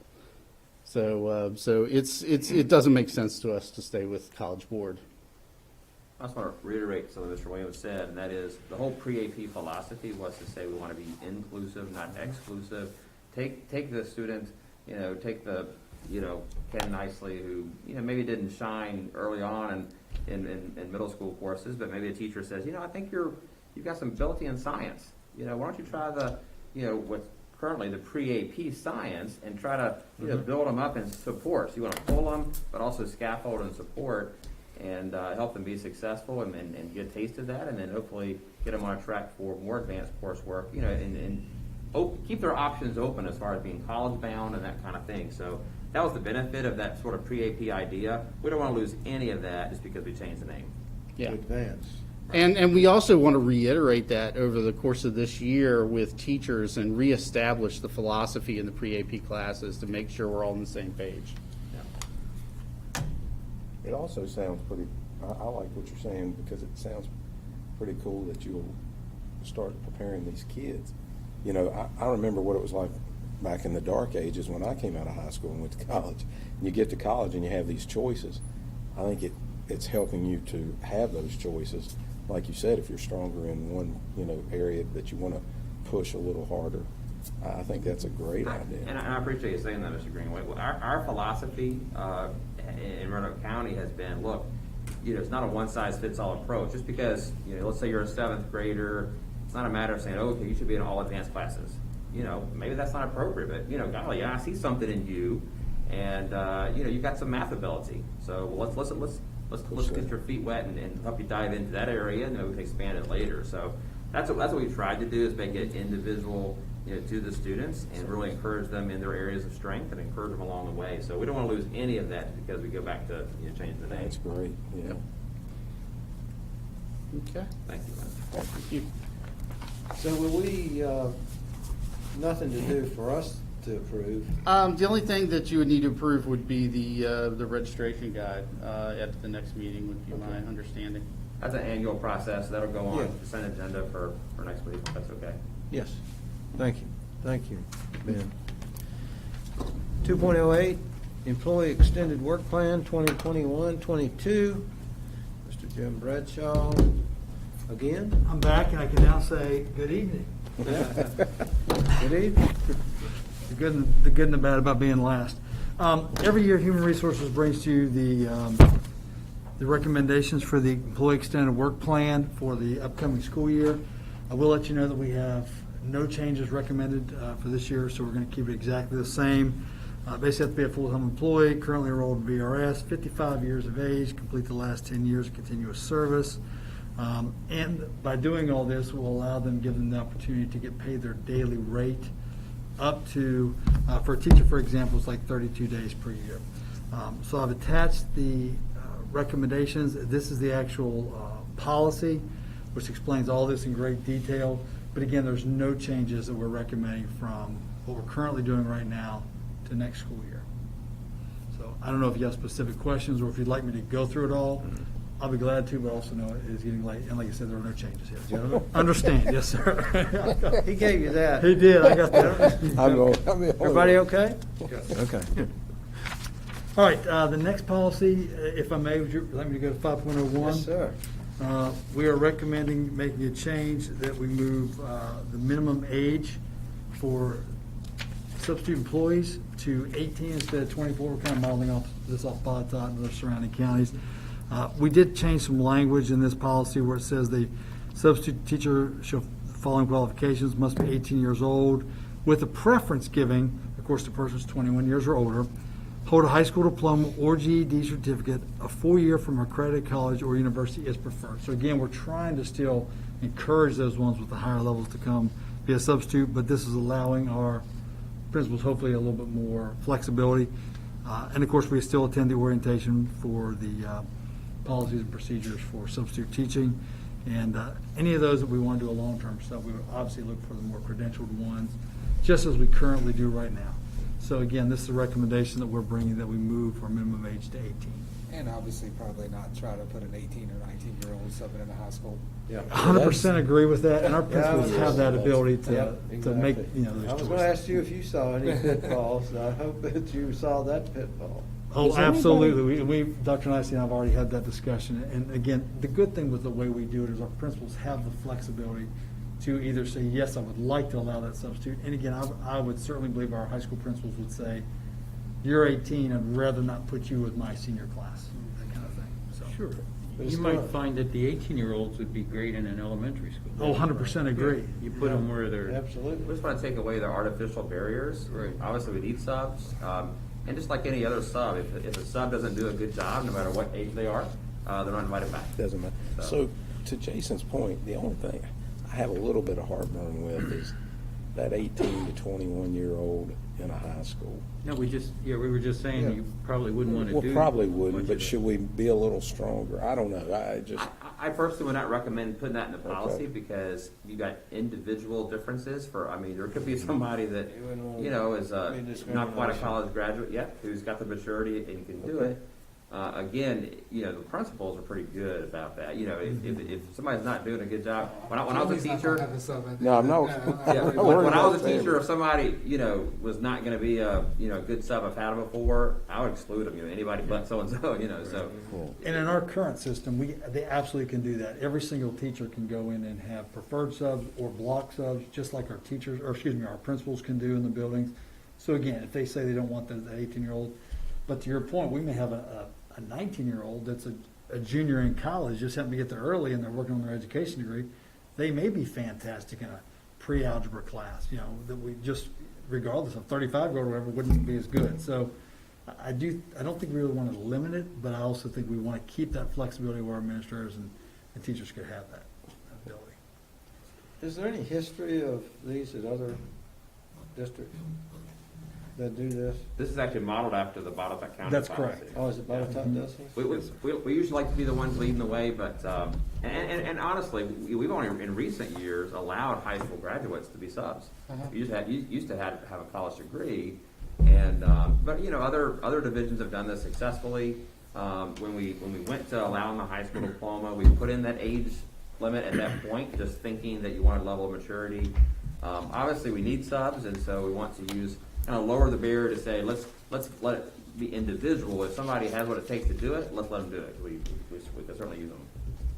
Couple things. One of the things that kind of got the ball rolling on reducing the age here is that we know we have a substitute shortage in a normal year, right? Yes, sir. So now we have 38 teachers and 12 IAs who are out for COVID-related issues. So that's over and above what the normal demand is for subs. If we don't have a great sub pool, it falls on the teachers to do this, right? It falls on them. So one of the things that, first of all, I think it's a good idea because what's going to happen is that a number of college kids are going to be home for an extended break. They're going to be home from November to the end of January. There's a whole pool of kids who might love to come into an elementary school or something and sub and make $100 a day. Yeah, that's a good point. So that was one of the reasons why I think it's a good idea to lower this age rate so that we could tap into that pool. It's not a permanent solution, but there may be quite a few who are there. But what that brings me to is that it's almost,